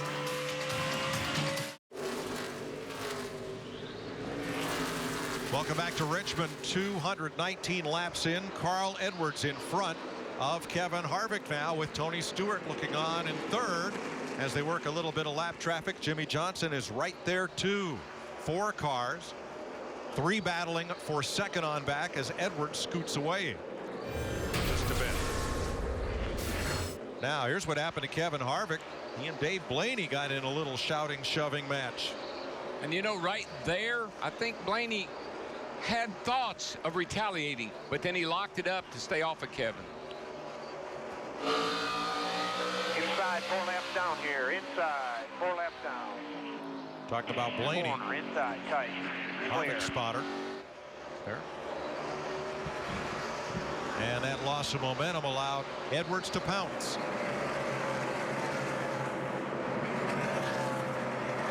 I think that messed Kevin's car up a little bit. A little bit of left front damage there, and the car looks like it's off just a tad. So there's Carl Edwards, your leader. Dale Earnhardt Jr. was 6th prior to these pit stops. He dropped back to 14th, and he's since gained 1 spot to 13th. So let's have a look at what's fresh off the wire with Earnhardt's stop. Looks pretty good shape here. Got some distance between him and his line. The line there in front of his pit box. You see the car in front of him. Not the 33 car is not out of position that much. Maybe a little bit. Just didn't get out quick enough. If you look at the left front tire on Junior's car, they run the air pressure so low, the car is hard to turn. It's hard to get it turned when you're coming out like that. Yeah, the car accelerates straight and then turns. Yeah, it just rolls that tire. There's only about 10 pounds of air in it. And Dale Jr. is now 13th. That's what's fresh off the wire. Served to you by KFC. Come in and taste why fresh is better. And Mike, I noticed when Junior got back on the track, the tires were so low, he couldn't go anywhere for about 2 or 3 laps.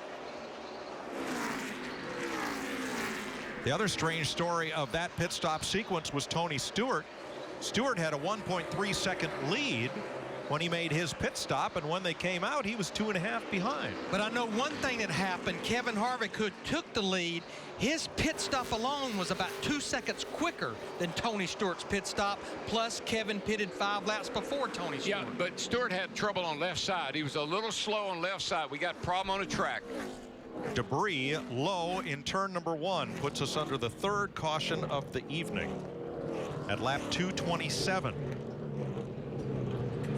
Well, Kevin Harvick has just told the crew that he thinks the splitter is hitting the racetrack at this point. So they'll fix that when they come in for the pit stop.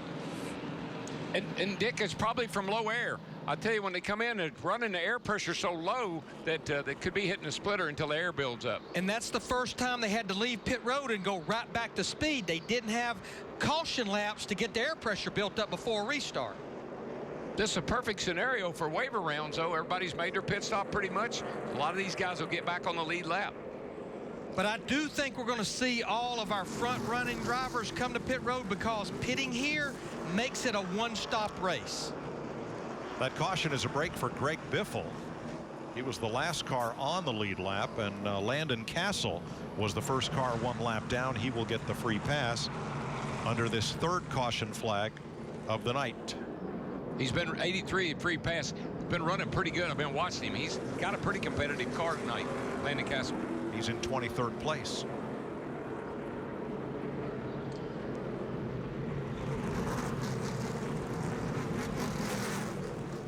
Boy, a dearth of caution flags these last few weeks.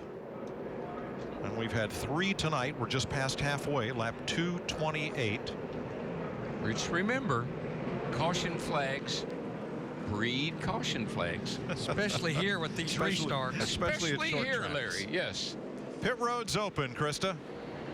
Jimmy Johnson wanting his car freed up just a little bit on the last stop. Now they're going to add a half pound of air in the right rear to help the balance of his race car. Meanwhile, Tony Stewart saying he goes through phases. He's tight to start, and after about 30 laps, his car gets really good. Dick? Kevin Harvick in your lower left says the car is also loose coming off the corner. That's a common complaint here. They'll adjust for that. Matt. Dick, after much debate, they've gone with 4 tires in the 99. Originally, they were going to go with 2, but Carl expected some long runs here where the car was too free. Steve? 4 tires for Kyle Busch. He's also going to get an air pressure adjustment, Matt. He, too, saying that once the tire falls off, it falls off quickly. I tell you what, Jimmy Johnson's crew had an unbelievable stop, and you see, it wasn't because they changed 2 tires. They changed 4 just like everyone else. Kyle Busch gains 4 spots. Kevin Harvick loses 4 on pit road. Carl Edwards retains the lead. Awesome. Finishing up the third caution flag of the night, Carl Edwards back out front. All the cars in front of him will take the wave around. We'll give you some of those in a bit. Let's go back and revisit pit stops. Yeah, the drivers are hunting tenths of a second. So are the pit crews. You see Jimmy Johnson in the 48 in the right, Carl Edwards in the 99 on the left. Little bit of trouble. You're going to see how they're behind on the right front versus Jimmy Johnson's crew.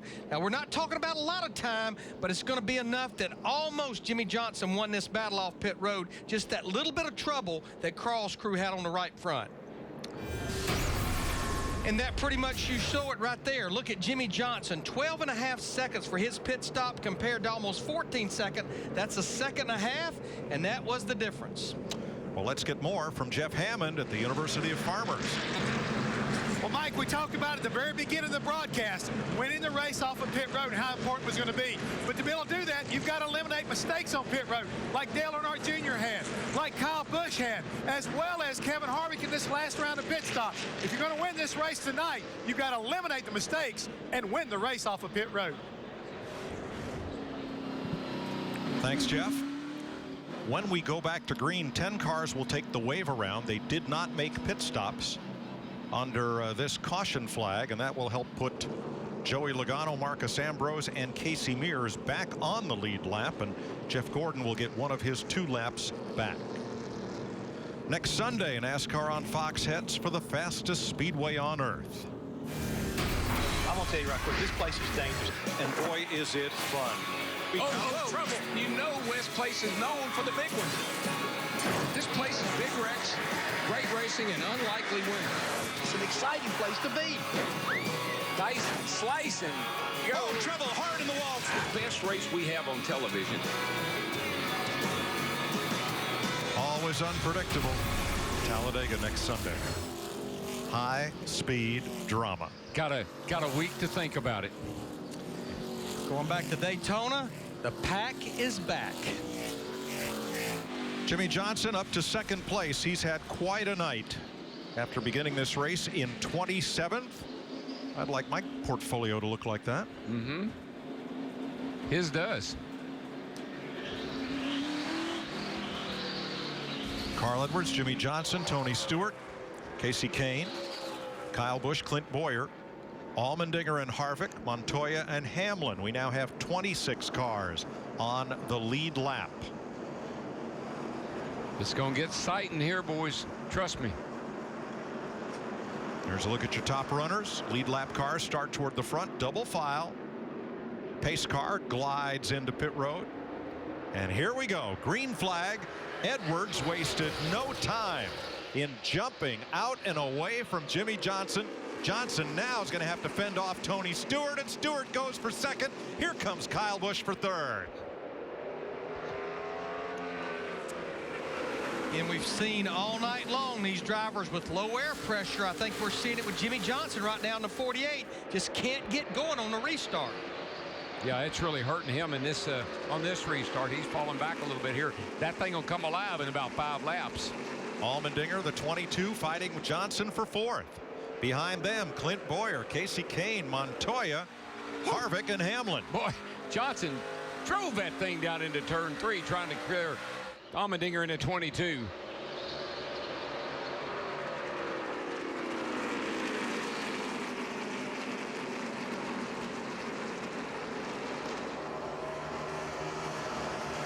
A lot of contact back in the pack there. A couple of cars up the hill. That's another battle I've been watching right here with Montoya in the 42. He's now cracked the top 10. He's in 7th. He just took his position away from Casey Kane.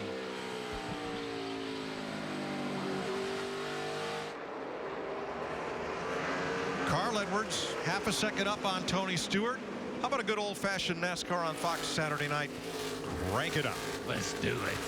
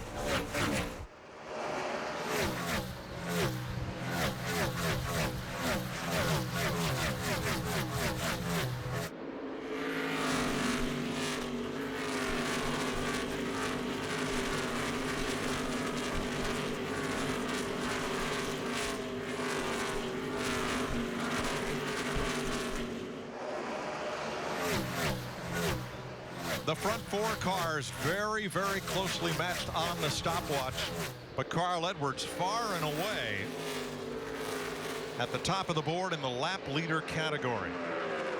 I think the question, Mike, is the 14 seems to be really, really good at the end of a long run here, and I think that's where Carl slows down a little bit more than the 14 does as Stewart.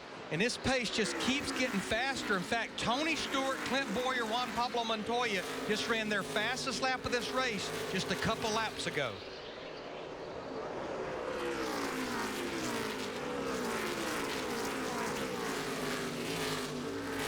A.J. Allmendinger driving for Roger Penske. He's our leading Dodge Charger in this race. Brad Keselowski on the lead lap, 14 of 26 lead lap cars. A.J. Allmendinger, he got that second place finish at our last short track up at Martinsville. Had a great run after sitting on the pole at Kansas. Broke a throttle body linkage, but had a great car last week. Yeah, A.J. actually is a pretty good little short track racer. A guy that's, Steve, what are they saying down in the 22 pit? Well, DW, he said on that last pit stop, he told the guys, I was plowing the front a little bit on that run, but the rear was hooked up well, so he was happy with the way the track was coming to him versus the front. Still, though, Jeff Hammond, the top half dozen cars running almost identical lap times as Carl Edwards. Yes, they are, Mike. And you guys were talking about what you're seeing from up there, that Carl Edwards is getting out front and Tony running him back down.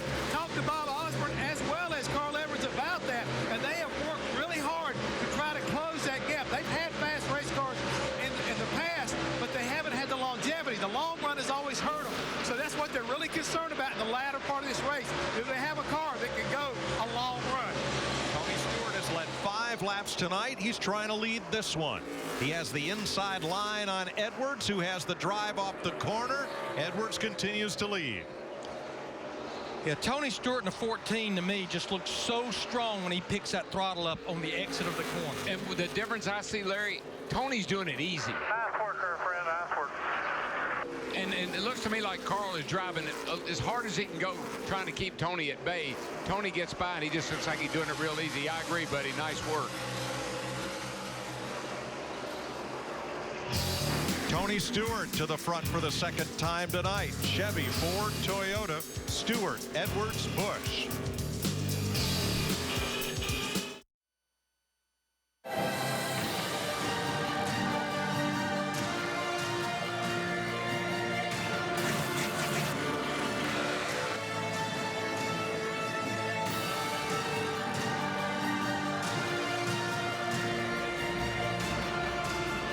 Racing under the lights, NASCAR Prime Time, the 9th race of the year, the quarter mark of NASCAR season from Richmond, Virginia, and time for an AT&T race break where Tony Stewart is your leader. Now, Carl Edwards, Michael Waltrip, fell to 4th, but he's led the most laps, 202. Remember, Edwards and Stewart brought us that championship chase, the best finish ever last year. Yeah, but Carl Edwards has never won on this flat track in Richmond, Virginia, Chris. This is a short track that it takes a lot of finesse. You slide your car around too much, your tight back tires get wore out. Tony Stewart, 3 wins here.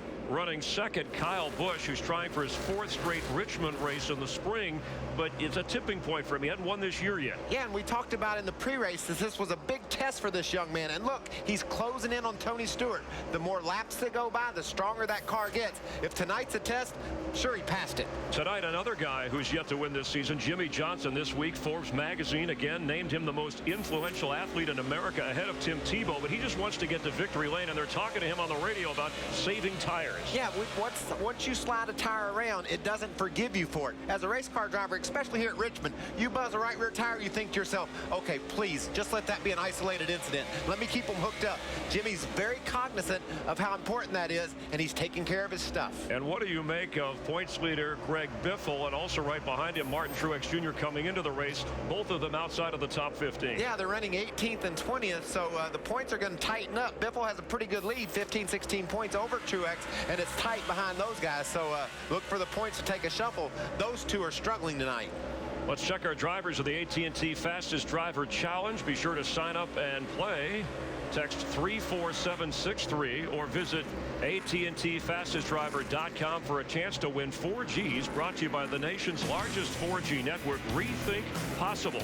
But Tony Stewart, starting outside the top 20, took him 201 laps, but he's your leader over Kyle Busch and Jimmy Johnson. Broke the 200-calorie breakfast barrier with egg white morning melt. Subway. Eat fresh. With 127 laps to go, let's take an inside look at what's happening in the NASCAR Sprint Cup Series, brought to you by Sprint. Carl Edwards has led the most laps in this race, just over half. And the biggest mover is Jimmy Johnson, currently running 3rd. Check out the NASCAR Sprint Cup mobile app on your Android-powered device, on the only national carrier with truly unlimited data. Learn more at sprint.com/speed. Race leader Tony Stewart and Carl Edwards, who dominated, have quite a history. Last season, during the chase for the Sprint Cup, they battled for the title, tied in points. Stewart got the tiebreaker on most wins. The last time Carl Edwards led the most laps in a race, Homestead, last November, the deciding race for the championship, which was won by Stewart, with Carl Edwards just about 10 car lengths behind. Among the drivers that have led green flag laps tonight, how about Kevin Harvick, Dick? Well, things were going very well until the last pit stop for Kevin Harvick. He came in 4th, but they had trouble with the left rear tire. Went out 8th. Harvick very unhappy with the crew and let him know that on the radio. Meanwhile, he has dropped back several positions. They had adjusted the car so that it had the same stuff underneath it as he had a couple of pit stops earlier when the car was very fast. So just haven't kept up with the racetrack. Slow pit stop. Harvick's 11th. Thanks, Dick. Mark Martin, our pole sitter, right behind him, 12th. Hasn't been a good night for Richard Childress Racing. One of their other cars, Paul Menard, had a problem on pit road earlier. We found out that was caused by a tire that had been left in the pit by Jimmy Johnson's team. That's how Eric Pringle lost control of the tire that rolled out into pit lane, and some of that jostling and shoving around in the pits was between those two teams side by side. And I'm glad you gave that information, because as I watched that replay of that whole incident, it almost looked like that there was something going on between Jimmy Johnson's team and Paul Menard's team, and I think that's when the NASCAR official truly stepped in. Just remember, I think it was last week when Kevin Harvick got on the radio and said, okay, boys, I've kept my mouth shut up to this point. They had a problem in the pits last week, and he kind of let them know about it. Looks like he may have to let them know about it again tonight.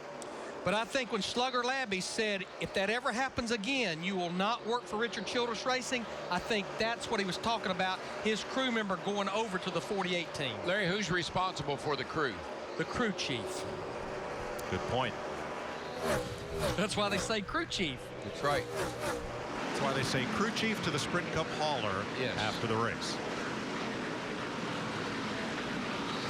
Jeff Hammond's got a front row seat down there in turn number 3. Watching everybody's entry into the corner. Well, those first 3 cars that are leading this race right now, Stewart, Busch, and Johnson, you could throw a blanket over them. Their times are 19, 20, and 21. But Matt Carl Edwards, who's led half of this race, has fallen 3 seconds off the lead. What's up? There we go. Mike, basically what happened was the car started out on this run much tighter, and he didn't really want to try to push it, so he dropped back, faded in, settled in. Now the free has come back. Now they're already planning what adjustment they want to make on that final run to the finish, but Carl assures Bob Osborne, we are in good shape. Do not worry. Well, you know, when the car is free, what that means is you can't turn it. You can't put a lot of wheel into it. You kind of got to let the car go where you want it to. You drive it more with the throttle than you do with the steering wheel. That's not good. That slows you down. Well, if they're in good shape, the stopwatch doesn't know it, because they're 2/10 slower than Kyle Busch, who's trying to take the lead from Tony Stewart. And not far behind those two, you see that blue car, Jimmy Johnson in the 48. He wants some action up there. Let's see, how many races has Kyle Busch won here in the spring? That would be 3. In a row. The top 3 are tied with 3 wins each here. No driver in tonight's race has won 4. One thing I noticed when we were talking about Carl Edwards, I noticed the left rear.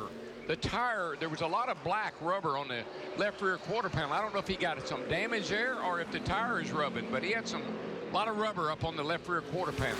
Off turn 4 and for the lead again, Kyle Busch. Tony Stewart now trying to hold off Jimmy Johnson, but Stewart is just about 2/10 slower than the 2 cars that just passed him. Well, that was a courtesy move right there.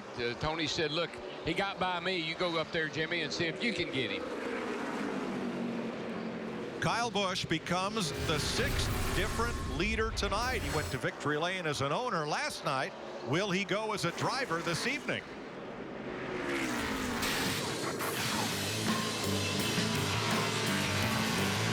You're watching NASCAR on Fox. Kyle Busch leading, 105 laps to go in the Capital City 400, presented by Virginia is for Lovers. He has a 0.7 of a second lead on Jimmy Johnson, Tony Stewart, and Carl Edwards. We've been noticing on Edwards' car the rear quarter panel, especially on the left side, filling up with rubber. Here's our Fox Exmo camera, and you can see all of that black. Now, we showed you Jeff Hammond, who is closest to the racetrack of all our viewpoints. Jeff, is that a tire rub or something else? No, Mike, all it is the action of the tires themselves wearing out, and because Carl's car this time is painted white, it's really a lot more prominent. Darrell, I think you'd probably something like say it's an optical conclusion. That's all it is. All the white cars are really showing this tire wear. These tires are really wearing a lot around the racetrack tonight. Dick Bergeron, why is Kevin Harvick on pit road? He is on pit road because that car was absolutely sideways coming off the corner. Inexplicable, because they have not made any major adjustments to it, but they are now in the fuel window. They could make it to the end by pitting now. Harvick desperate to get an adjustment in the car. Boy, based on what I learned this morning, they're going to have to really stretch it to get to the end with 102 laps to go. Harvick will lose a lap to Kyle Busch. Larry, I think they probably, you're right, they're going to have to stretch it, but I think they feel like they stayed out and got in that window just enough to come on pit road. Guys, I'm hearing a lot of chatter on the radio about the track going through some serious changes.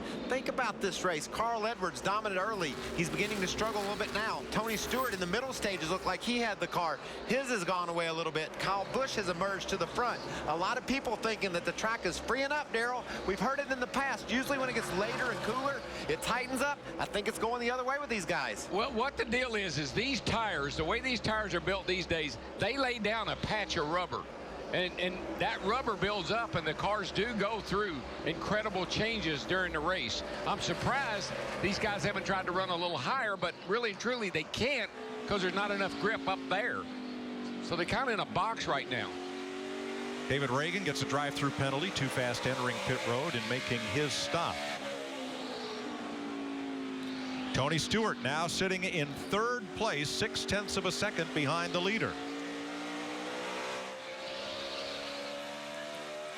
Feel like I got a right rear leaking or something. I've got real tight in the center and really loose off. It's moving around a little bit, but I'm not going to rule out that it's something else. It's not getting any worse here. We'll just take care of it for a minute and see if I just got it hot or something. Well, that could be the case, Krista. His last lap was the fastest of anybody in the top 5. Yeah, if he had a problem, Jimmy Johnson got a bigger one because he just drove by Jimmy Johnson, and Jimmy just got the 51 car going by him. Now Johnson looks like something's wrong with his car. Yeah, he's fallen off by half a second. Pit stops coming with just 100 laps to go in Richmond. Tony Stewart leads. Kyle Busch is in. Steve. Mikey says the car is pretty decent right now, just a little bit free in and a little bit free off. They talked about a wedge adjustment, but 4 tires for Kyle. Matt. And Danny Hamlin, who finished second here a year ago, just cannot get a handle on this race car. First into his pit box. One more shot here to make an adjustment. He cannot get the power down at all, Dick. 2-3. And Dale Earnhardt Jr. on pit road now. They haven't quite hit it all night. Thought they had the potential to have a winning car. They've been close. Really cost them to be trapped in the pits last time around. Easy out this time. Kenseth out. Keselowski coming in.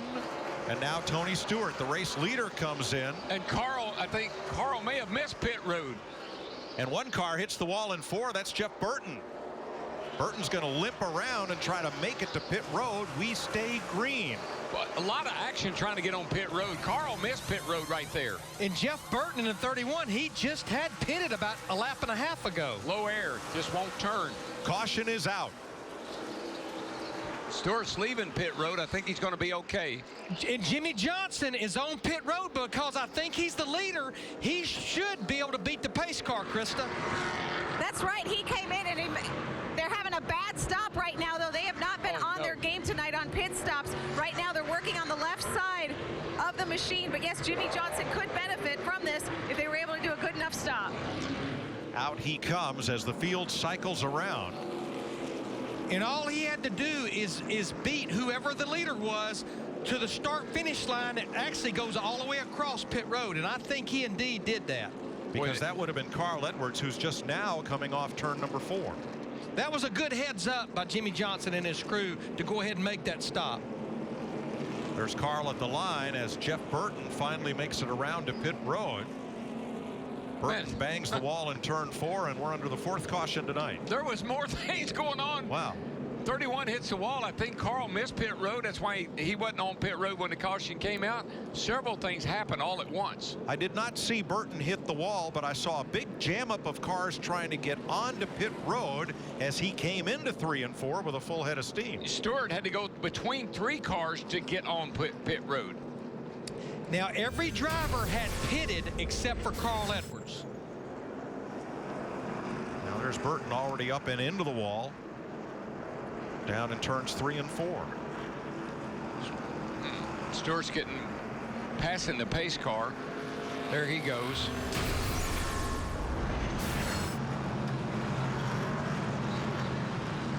Jimmy Johnson, all that strategy has gone for naught because the right rear tire rolled out of the control of the pit crew on that stop. He will go to the rear for the restart. It's what happened right here is they know the caution's out, and so they're panicking. They're trying to get in a hurry here, and the tire guy forgets which way to go. See, you can't roll that tire. You have to. It has to stay in contact with a crew member back to the wall. That's a violation.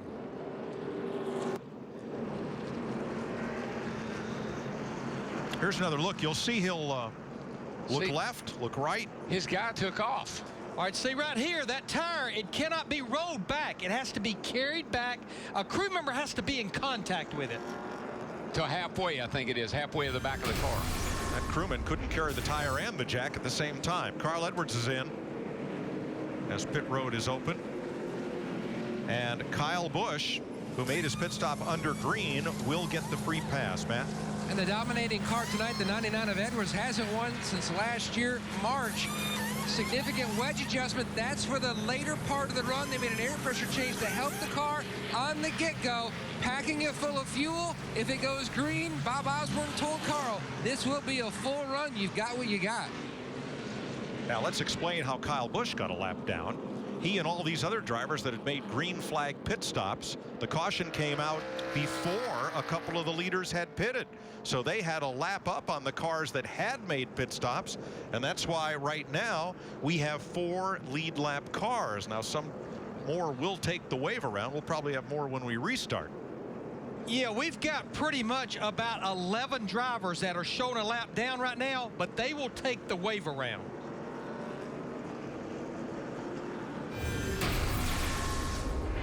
All right, so there's Jimmy Johnson's team. Now they're right next to the Menards crew, who is pointing, calling the official over. The official had already seen the tire rolled away and tells the official, he goes, I know, they rolled the tire and there's a penalty. Remember what happened earlier between those two? Yeah, it was early in a pit stop, and Steve. All right, Larry Mack, here's what I can tell you about the scoring situation. When Kyle Busch left pit road, Dave Rogers, the crew chief, said, we are position 4. We are the lucky dog. So come back around and get 4 new tires. Well, and I think the other thing that this does, it lets them fill that car with Sunoco race fuel, and with 85 to go, we know we always have a potential for green-white checkers at the end of this thing that let them put more fuel in there. My head's to go, and I can't tell you all the cars that take the wave around because there are so many of them. But let me tell you who is in great shape right now. Kyle Busch stopped at lap 315. Carl Edwards at 314. Tony Stewart at 310. And they, along with Jimmy Johnson, have the freshest tires. You'll see it on the scoring crawl. 10 cars take the wave around to get themselves back up and on the lead lap. 10? It looks like the whole field to me. Well, I think that's 10 drivers that are on the lead lap. There's several that are 1 or more laps down that took it as well. So there are 2 rules that come into play here. One is at the instant of caution, the first car 1 lap down gets the free pass. That was Kyle Busch. The other is that any drivers who stay out and move up to the pace car that are ahead of the leader that have not pitted under this caution can take the wave around and get back the lap that they have lost that way. So with 83 laps to go, still waiting for our scoring to cycle through and let us know how many lead lap cars we're going to have, and it looks like 15. 15 cars will be on the lead lap all the way back to Paul Menard when we get this restart. And the bad news for Jimmy Johnson is he can't start behind the lead lap cars. He got to go all the way to the back behind everybody because of the penalty, even though he is on the lead lap. And even though he has a fast race car with about 82 laps to go, he's going to have to put his work gloves, work shoes, work everything on. He's going to have to hope that they have some cautions. So the lead lap car, Johnson restarts 36th in line, 15th in the scoring rundown, and we're getting ready to go. Tony Stewart doesn't go. That's the second time I've seen that happen tonight. The car just kind of lurches sideways, lunges sideways when he tries to go. And look who's up there in contention, Greg Biffle. What a move Biffle just put on. Now he's one lap down in the 16. Start, because you were the leader. Third in line. How about this black flag, Carl Edwards? Black flag right here. NASCAR telling Bob Osborne, Carl jumped the restart. Check on that, man. We were the leader. Kind of. The 14 asked Bob, and then the official told both of us, yes, we were the leader. Now what they're saying, what Bob, you saw the motion, he's saying Tony spun his tires. But, Larry? But there's a restart box that's on the inside. You're going to see it when you, right here on the apron. Well, we're not to the restart box yet because it's on up there. You're going to see it right there. See, that's the restart box, and Carl Edwards went before that restart box. Woo. Boy, that was close, too. There is a line painted on the inside and outside wall, and the drivers are told, do not accelerate before that line. And they are saying that Edwards took off before the restart zone within which he must restart the race. Yeah, that's why the black flag. It's a box that's maybe, looks to me, maybe about 20 to 30 yards that you have the option of going in that box. And he went just a little bit before it. He was nose touching the box. I'll tell you, that was close. I think what made it look bad was Tony didn't go, and it made it look really bad for Carl. Bob Osborne has argued his case with the NASCAR officials to no avail. I don't blame Bob for being upset. That was very borderline. And the leader is Tony Stewart. Greg Biffle on the tail end of the lead lap after getting a great jump on that restart. So Jimmy Johnson, he had to go to the back. Carl has to go to the back. Jimmy Johnson has fought his way back up to 12th in that 48 car, but he's 6.5 seconds behind leader Tony Stewart. Carl Edwards is 17 seconds still on the lead lap. So Stewart the leader, Kyle Busch trying to close in, and here's the race for fourth. Allmendinger in the 22, who's had a great night, and Casey Kane. Kane's had a good night. Really good night. Carl Edwards served the drive-through penalty without losing a lap. A caution flag would put him right back in this.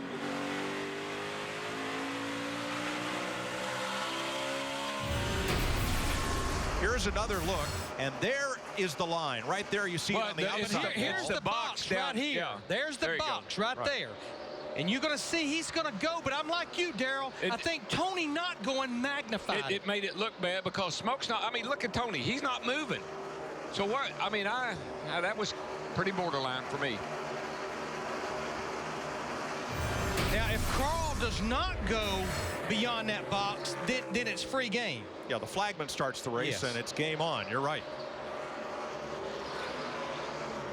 So now Edwards, after leading 202 of the 400 lap distance, finds himself in 15th, 17 seconds behind race leader Tony Stewart. 73 laps to go in Richmond.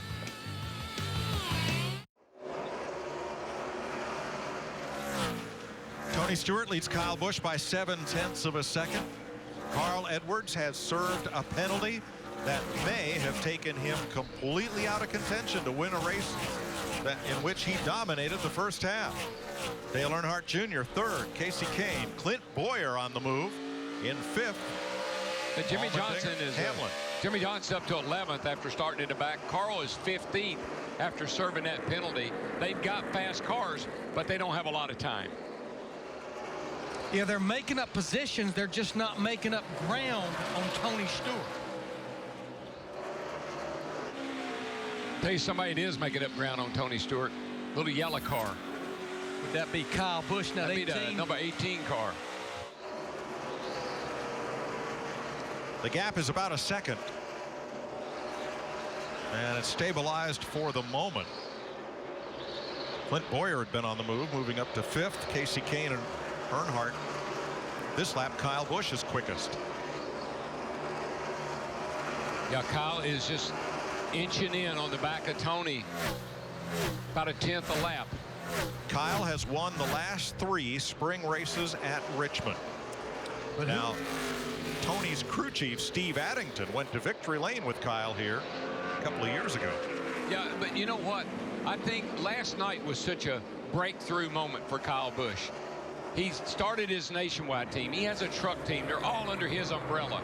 I think he had a lot on him, and he can't drive in any of those. He hadn't been able to drive some of the early races in nationwide, no truck racing, and I think it's really affected him a little bit. But I think last night was breakthrough. I think it really gave him an opportunity to say, hey, I can do this. Yeah, who would ever believe that we would be talking about Kyle Busch in the 18 there being on a 22 race winless streaks? This is about the deepest he's went in a season since 2006 without going to victory lane. Larry, I started my own team. I got in way over my head. I couldn't afford it, and it affected the way I had to race. Kyle Busch and that Toyota just keep chipping away at Tony Stewart's lead. It's down to 3/4 of a second with 60 laps to go. And my point is, it's not about what I had to do, it's what he's had to do. Steve? Well, Mike, you said chipping away at it. His crew chief, Dave Rogers, has told him do it inch by inch. Take your time, take care of that car, inch by inch. Well, last week, remember what Martin Truex said. I got to driving so hard, my right rear tire started screaming at me. Come on, man, you're killing me. And that's what you don't want to have happen. We've seen it happen to these leaders all night. Tires go off, you're done.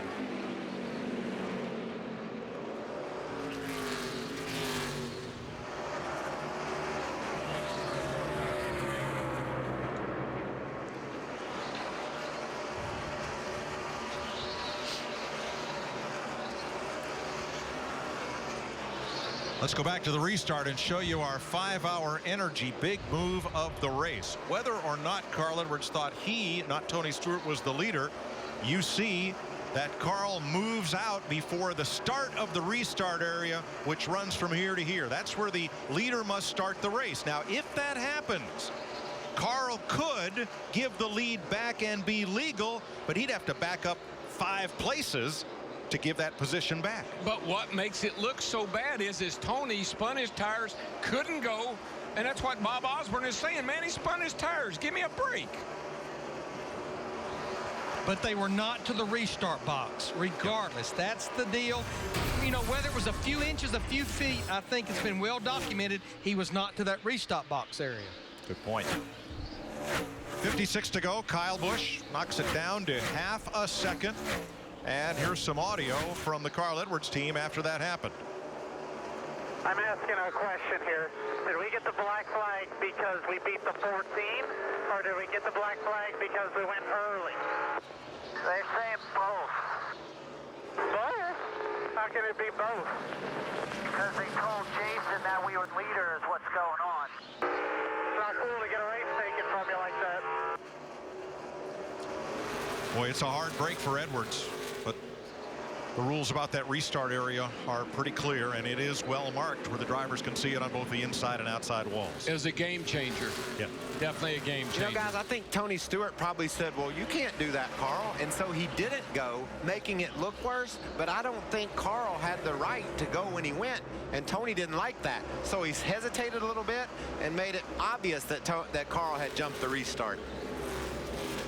Thanks, Michael. Let's have a look at why Carl thought he was the leader. Here's the scoring pylon at the time, and it has the 99 in first place and the 14 of Stewart in second place based on the electronic scoring. That's just the way they crossed the line the last time. And you heard Bob say they told Jason you were the leader. So a lot of miscommunication here.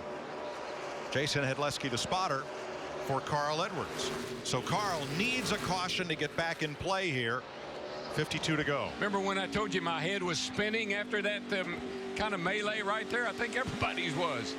Jimmy Johnson has climbed to 9th. He passed pole sitter Mark Martin for 9th spot.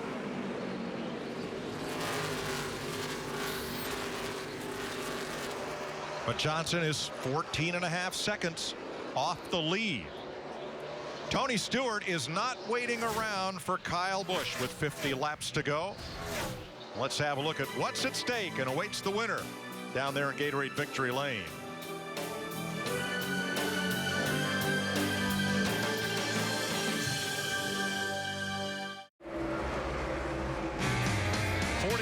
Laps to go here in Richmond, Virginia. There's Tony Stewart, who 13 years ago won his first career Sprint Cup race here at Richmond. Since then, 45 more wins and 3 championships, including last year. As you see Denny Hamlin, and this is a battle for 6th place with A.J. Allmendinger. And moments ago, Casey Kane, who hasn't led a lap this year, despite having 2 poles, moved ahead of Dale Earnhardt Jr. in the 3 spot. But Kyle Busch behind Tony Stewart, celebrating this week his 27th birthday coming up, racing for his 24th win, and again hoping for his first win of this season. 7 different leaders and 13 lead changes, and back up to Mike Joy with only 4 cautions in the race so far. Thanks, Chris. Nowhere near a record. We've had just 1 caution flag at Richmond 3 different times. Jimmy Johnson, Montoya fighting for 8th spot as Stewart pulls away from Kyle Busch now. He's opened it up to 1.2 seconds. Now after the restart and things settled down, here's what Tony Stewart and team had to say. 99, they're showing the 99 the leader. I'm not positive on it, but they're showing him the leader. No, he can't be. He can't be out pit road. We are. Info. All right, we are coming to the green. All good. They're posting the 99 for jumping the start because you were the leader. Black flagging the 99. Now that was several sound bites condensed together, but it gives you a picture of what the 14 team thought. To back that up, Stewart restarted on the inside of the front row, which is where every race leader all night has chosen, was the inside lane.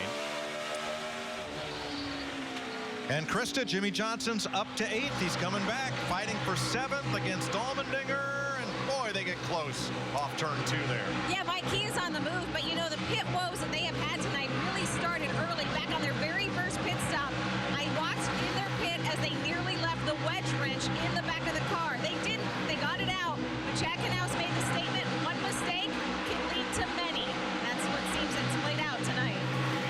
Stewart just goes by. He's the leader. He just went by the line here. Johnson is almost over a half lap down to Stewart, our leader. So a caution's the only thing that's going to save him get back in the race. Yeah, he's picking positions up. He's just not gaining time on Tony Stewart, the leader.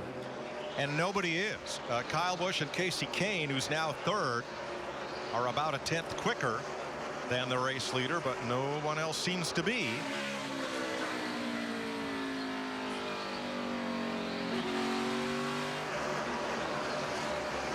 Denny Hamlin, 6th place, 14 seconds back.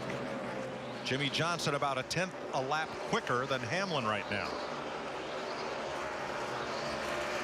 A bunch of guys have done a really nice job tonight, Mike. The 5 cars up there in 3rd place. Steve, what they got going on?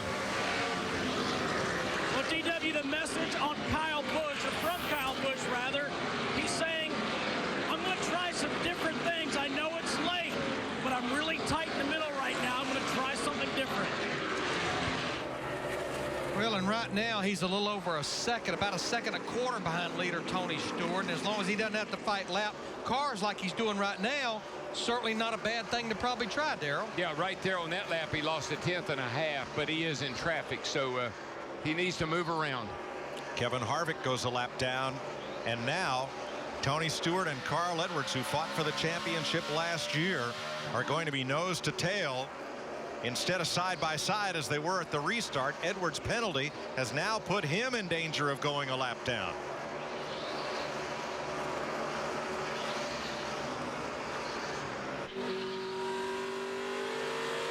Can you imagine a little while ago fighting for the lead, and now you're fighting just to stay on the lead lap? That is pretty much demoralizing everything right there. That's a bitter pill. 8th and 9th, Allmendinger, Montoya, and Mark Martin 10th. Mark Martin, our pole sitter, he has fought his way back because he was about to fall outside the top 20. Did you see Allmendinger in Whoa. Yeah. I'll tell you, Allmendinger in Montoya, that just about got ugly. Let's see, I think it was a year ago Montoya had something similar to this going on, but it was with Ryan Newman here at Richmond. And Newman ended up wrecked up in turns 3 and 4 after they got together in turns 1 and 2. And then they had a little powwow when we got to the next race. Well, that cost Allmendinger 2 spots. One to Montoya, and then he lost a spot to Mark Martin while he regrouped in that yellow Dodge. That brings Matt Kenseth up there and into play for this 10th place battle. And Jimmy Johnson has caught Denny Hamlin for 6th. All this happening 14 seconds off the lead with 30 laps to go.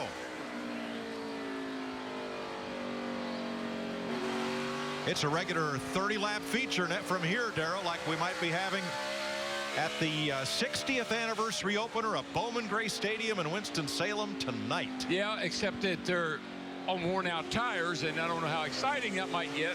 We need it. We can get them grouped back up here. There's a number of guys that got fast cars, but right now track position is playing a big factor. Look at Carl Edwards of the 99 fighting to stay on the lead lap, hoping for a caution somewhere else that'll put him back in contention. Wonder if Carl thinks Tony set him up on that restart. Well, it looks like Tony Stewart's going to put Carl Edwards a lap down, and now what Carl has to do is fight to stay in touch with Tony Stewart to be the first driver a lap down. 28 laps to go. Can Kyle Busch catch Tony Stewart? Stay tuned. On the second place car of Kyle Busch. Casey Kane is 9 back, Earnhardt 10, Boyer 15. They are the top 5. On that last restart, Tony Stewart was the race leader. Didn't get going. Carl Edwards shot ahead and was ahead of Stewart at the line and went before the restart zone and had a drive-through penalty as a result. He's just gone 1 lap down as we've been green flagged since then. Jimmy Johnson served a penalty during the caution flag period, so he restarted at the tail end of the lead lap, and he has climbed to 6th place ahead of Boyer, Montoya, Martin, and Kenseth. 13 cars on the lead lap, including Keselowski, Menard, and Allmendinger, with Carl Edwards still the first car 1 lap down and time running out. I think it's really we haven't talked a lot about Casey Kane running 3rd. We haven't talked about Dale Jr., who slipped up into the top 5 as well. So some guys have benefited from Carl's problems and from Jimmy Johnson's problem, particularly those 2 guys. And with the issues that Greg Biffle and Martin Truex Jr. has had tonight here with 20 to go, it's going to be a good points night for Dale Earnhardt Jr. And tomorrow would be Dale Earnhardt Sr.'s 61st birthday. And Larry, another guy that just keeps digging himself in a deeper hole, Jeff Gordon. I don't know. He's out of the top 20 in points, I think. I would think he came in here, what, about 17th or 18th. Just another bad night. Gordon cut a tire early, made an unscheduled green flag pit stop, went 2 laps down, got 1 back on a wave around, and is now once again 2 laps in arrears. A.J. Allmendinger, after that battle and scuffle with Montoya, his car has dropped off, and now he's been lapped by Tony Stewart. There goes Edwards past Allmendinger to stay in the free pass position. And I think that's Carl's just hoping and praying that he can stay in that lucky dog position, possibly get a caution and get 1 more shot. But time is running out with 18 laps to go. And with the scarcity of caution flags these last 5 races, that's highly unlikely.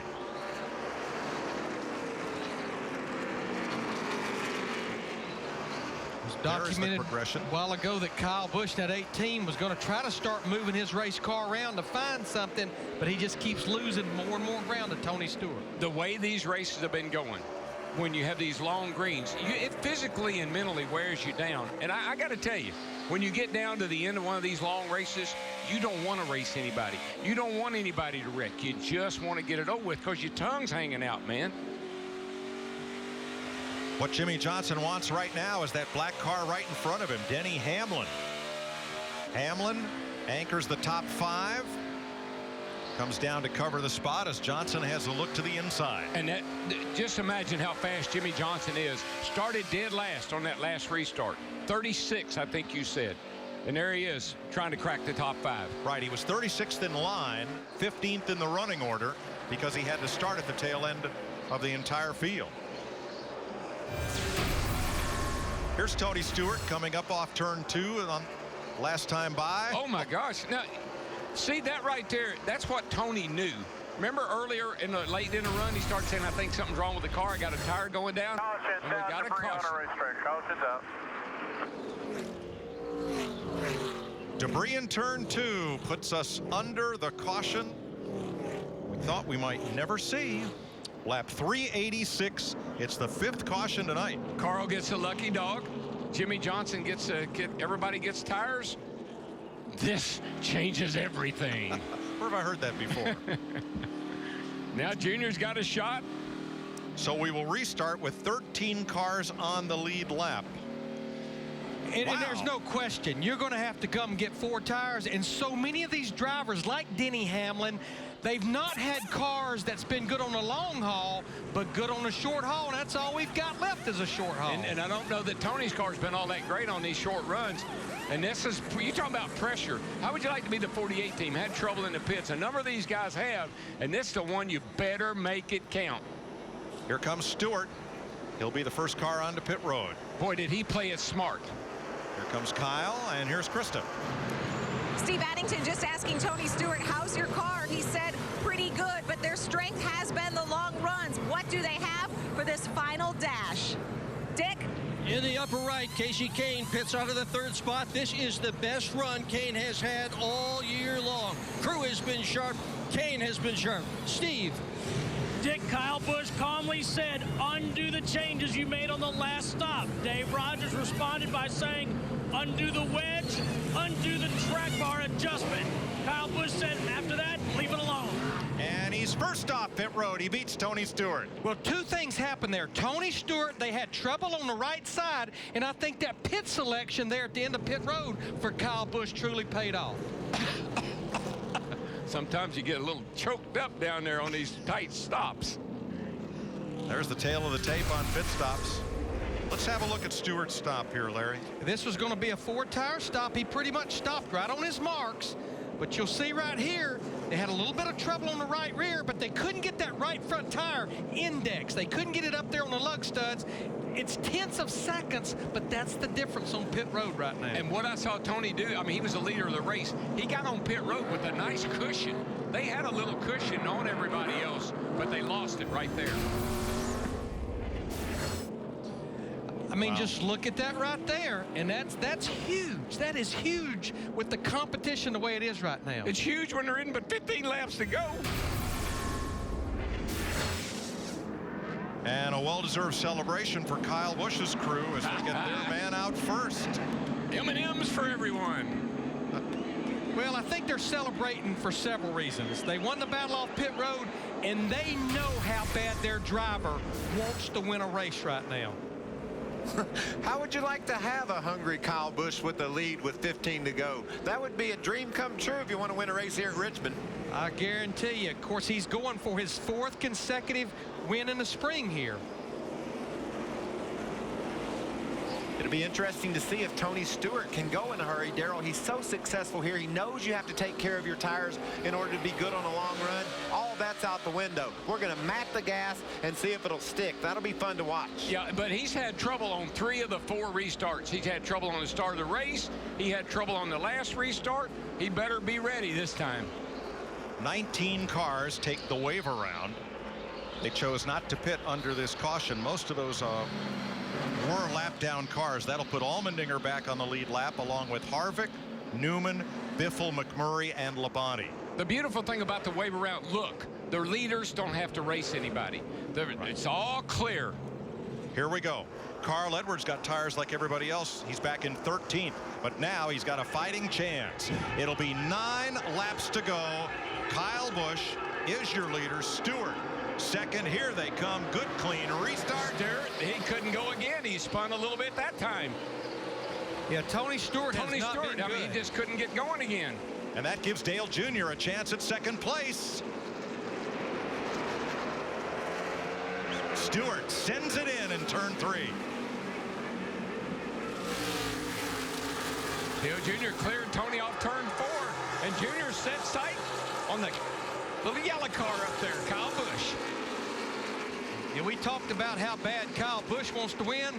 How about Dale Earnhardt Jr. in that 88, how much he wants to get Rick Hendrick that 200th win tonight? No, don't say that. We promised we wouldn't say that. Oh, come on. Junior's drought is the longest since the Dust Bowl days.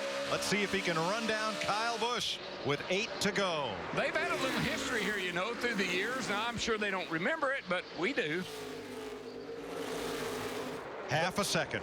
You can see Dale Earnhardt Jr. just trying to get everything he can. You can see him sideways off turn 2 that time. Kyle's been pretty good on the short run, and that's all we got here. So with 6 laps to go, the real battle is back here for 3rd, 4th, 5th, and 6th. Those guys are running over each other. Yep, Stewart 3rd, Hamlin, Kane, Jimmy Johnson 6th, Martin, Boyer, Keselowski, and Kenseth. Edwards 12th. That time by 5 to go, bud. 5. Kyle ran a 21.70 and Dale run a 21.86. Earnhardt gets a good run off the corner, brings the gap down. 0.64, 0.67. Kyle gets off turn 4 a little better. Let's see what the lap times are this time by. That's a even. 82 to an 82. Dead even. But Mike, you're right. I think Kyle Busch is just a little stronger as he accelerates up off the corner right now. You'll see the same interval we do down there at the bottom left of your screen. It's 2 different ways to run the track. Kyle's backing off early, getting on it quicker. Junior's running it in hard and hoping it'll stick. Oh, by the way, Dale Earnhardt Jr. 2 laps ago ran his fastest lap of this race. Got no brakes. Uh-oh. Clean it up, brake pedal. Oh, boy. That was Dale Jr. with 3 laps to go. He's got a little bit of a cushion over Tony right now. Unless he just absolutely blows out all the whole brake system, he should be okay. 2 to go, and Kyle Busch increases that lead by 0.2. He has pretty clean racetrack for this lap and a half in front of him. It doesn't surprise me he doesn't have any brakes. Junior, he was driving that thing in like the throttle was stuck.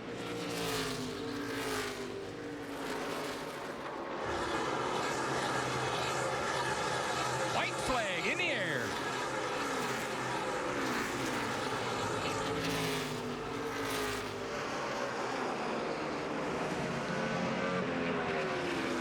Last night, he went to victory lane as a car owner with his older brother driving. Tonight, Kyle Busch scores his 24th career victory, 4 in a row for the Spring Richmond race. You know what I do, Lane? Weekend. Good job, fellas. I take that thing and cover it up and not touch it till September. Wow. 4 consecutive spring wins, and they're still racing up here front stretch. Good job, Rogers. Hey, some silly person told me my picture's in this font. How about Dimple? Kyle Busch ends a 20-race winless streak, goes back to Michigan last August, and becomes the 7th different race winner of 2012, and breaks a tie at 3 victories apiece with several drivers. He's now won 4, the last 4 spring races in a row here at Richmond.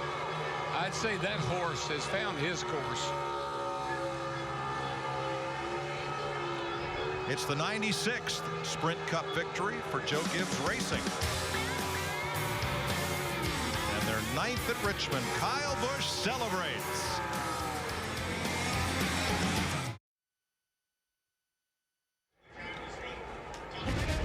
We welcome you to the Sprint Post-Race Show live from Richmond, Virginia, NASCAR on Fox, where Kyle Busch gets his first win of the year. Meanwhile, Carl Edwards led the most laps before a controversial call, and our Matt Yoakum is with Carl Edwards. And disappointment on his face when he climbed into the race car. Dominating night. A lot of confusion and disappointment on your end. We're going to play you the restart, Carl, and you walk us through what took place from your vantage point. All right. Try to not be too frustrated and say something stupid. So right before that start, my spotter Jason Hedleski was told by the NASCAR officials the 99's the leader. 99's the leader. Jason told me I had a split second to decide what I was going to do. I thought, okay, NASCAR made a mistake. They lined us up wrong. I was at a disadvantage being on the outside. So I thought, I'm getting the best start I can get right now. I got the best start I could get. Looks like Tony waited or spun his tires. So they black flagged me. I still don't understand why they black flagged me. They said we were the leader. I restarted the best I could given the disadvantaged position I was in. So the problem is I don't know if NASCAR is going to take the stance that we shouldn't have started the race first or that I jumped the start. But if they're saying that I jumped the start, that'd be real frustrating because I started the same way I've started all night. All right, thanks, Carl. Chris? All right, thanks very much. Race control and not confirming what Edwards said he was told by his spotter. NASCAR saying that Tony Stewart, the 14 car, the leader the entire way. Yeah, and Carl has a responsibility to know that he isn't the leader. He had been on pit road, so Tony Stewart was clearly the leader. All right, down to our Dick Berggren and Kyle Busch in victory lane. And Kyle climbing out of the race car now. What a record. Top 5 in every spring race he has ever run here.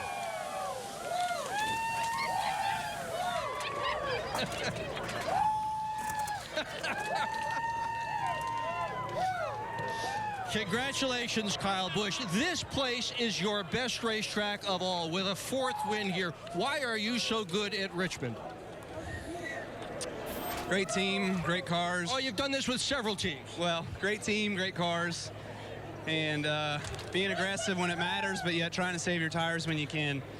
And, man, I don't know where that last caution came from, but that was our saving grace today. You know, I can't say enough about this M&M's Camry. It was a really good race car, you know, just didn't quite have enough on the long run like Stewart had. He was really, really good and beat us there, but can't say enough about Interstate, M&M's, Toyota, Monster Energy. Racing a Sprint Cup Series race car is fun, man, and I want to thank the fans for being here. I know it was cold and rainy for them, but it's great to have them here with us, and I was pretty comfortable in that Butler seat tonight, so it felt good. Congratulations. Steve? Well, Dale Earnhardt Jr. finished his 2nd here at the Richmond International Raceway, and great finish. But, Dale, my question, was there anything you could have done with the 18 at the end?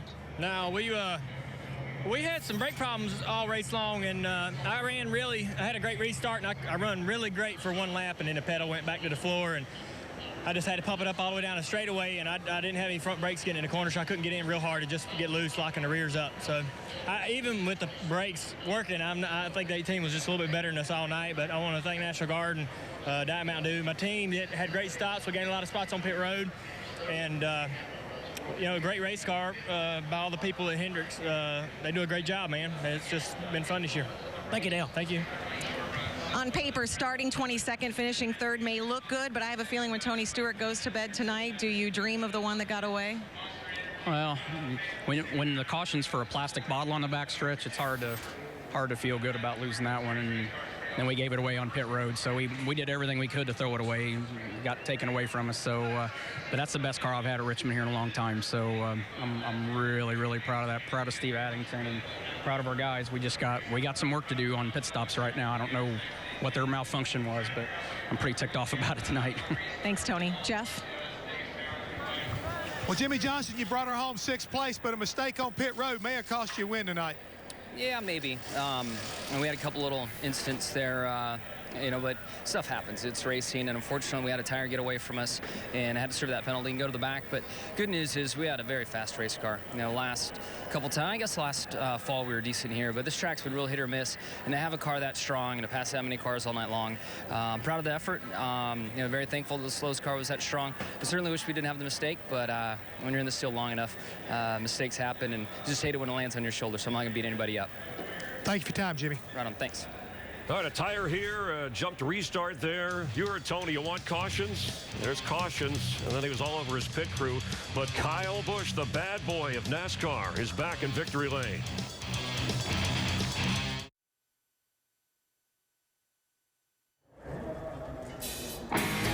Wednesday's his 27th birthday, 24 career wins, 4 straight in the spring race for Richmond, and Kyle Busch on a crazy, unusual, unpredictable night. And this is how the points stand after 9 races. Dale Earnhardt Jr., his 7th second-place finish in the last 138 races when he has not won, but up to 2nd. Yeah, I talked about how focused he was in the pre-race, how he was determined to have a big night tonight. He did that. Biffle fumbled a little bit, as did Truex. tightening the points up at the top. And Kyle Busch with the win jumps up a couple of spots to 11th. Brad Keselowski already has a win, the all-important win when you get to the wild card if you're in the top 20 as we head down to the chase, a third of the way there. Yeah, and he's got a fast car. He's struggled with some engine problems during the first part of this season, but look for Brad to be strong all season long. I love this battle for the championship, how close it is at the top. Short track racing brought the excitement we had hoped down the stretch, including the caution that Tony Stewart is still steaming about coming up on Fox. For many of you, your late local news. Don't forget Major League Baseball next Saturday. Among the teams you'll be seeing, White Sox and Tigers, Brewers and Giants. Note the start time, 3:30 Eastern. That's 12:30 Pacific. And then next Sunday, Talladega.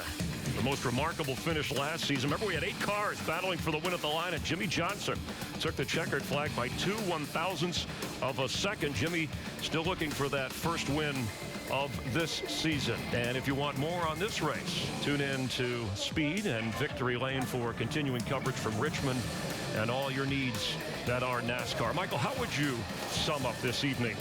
A crazy night. Different guys dominating at different parts of the race. A cat coming into the night that we thought this was a big test for, Kyle Busch. Could he pass the test?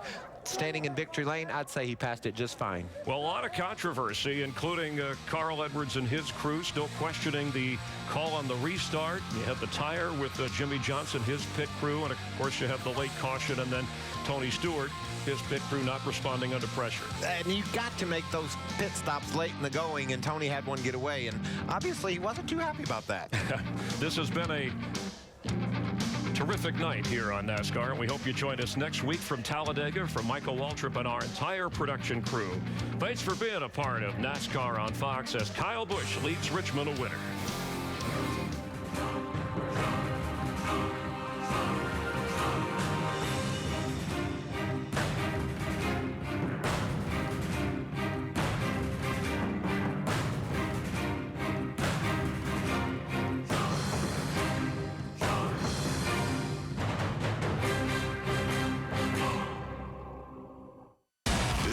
Telecast may not be reproduced, retransmitted, or used in any form without the authorized written consent of NASCAR Broadcasting. NASCAR would like to thank all of our loyal fans for your continued support, and we hope you enjoyed today's broadcast.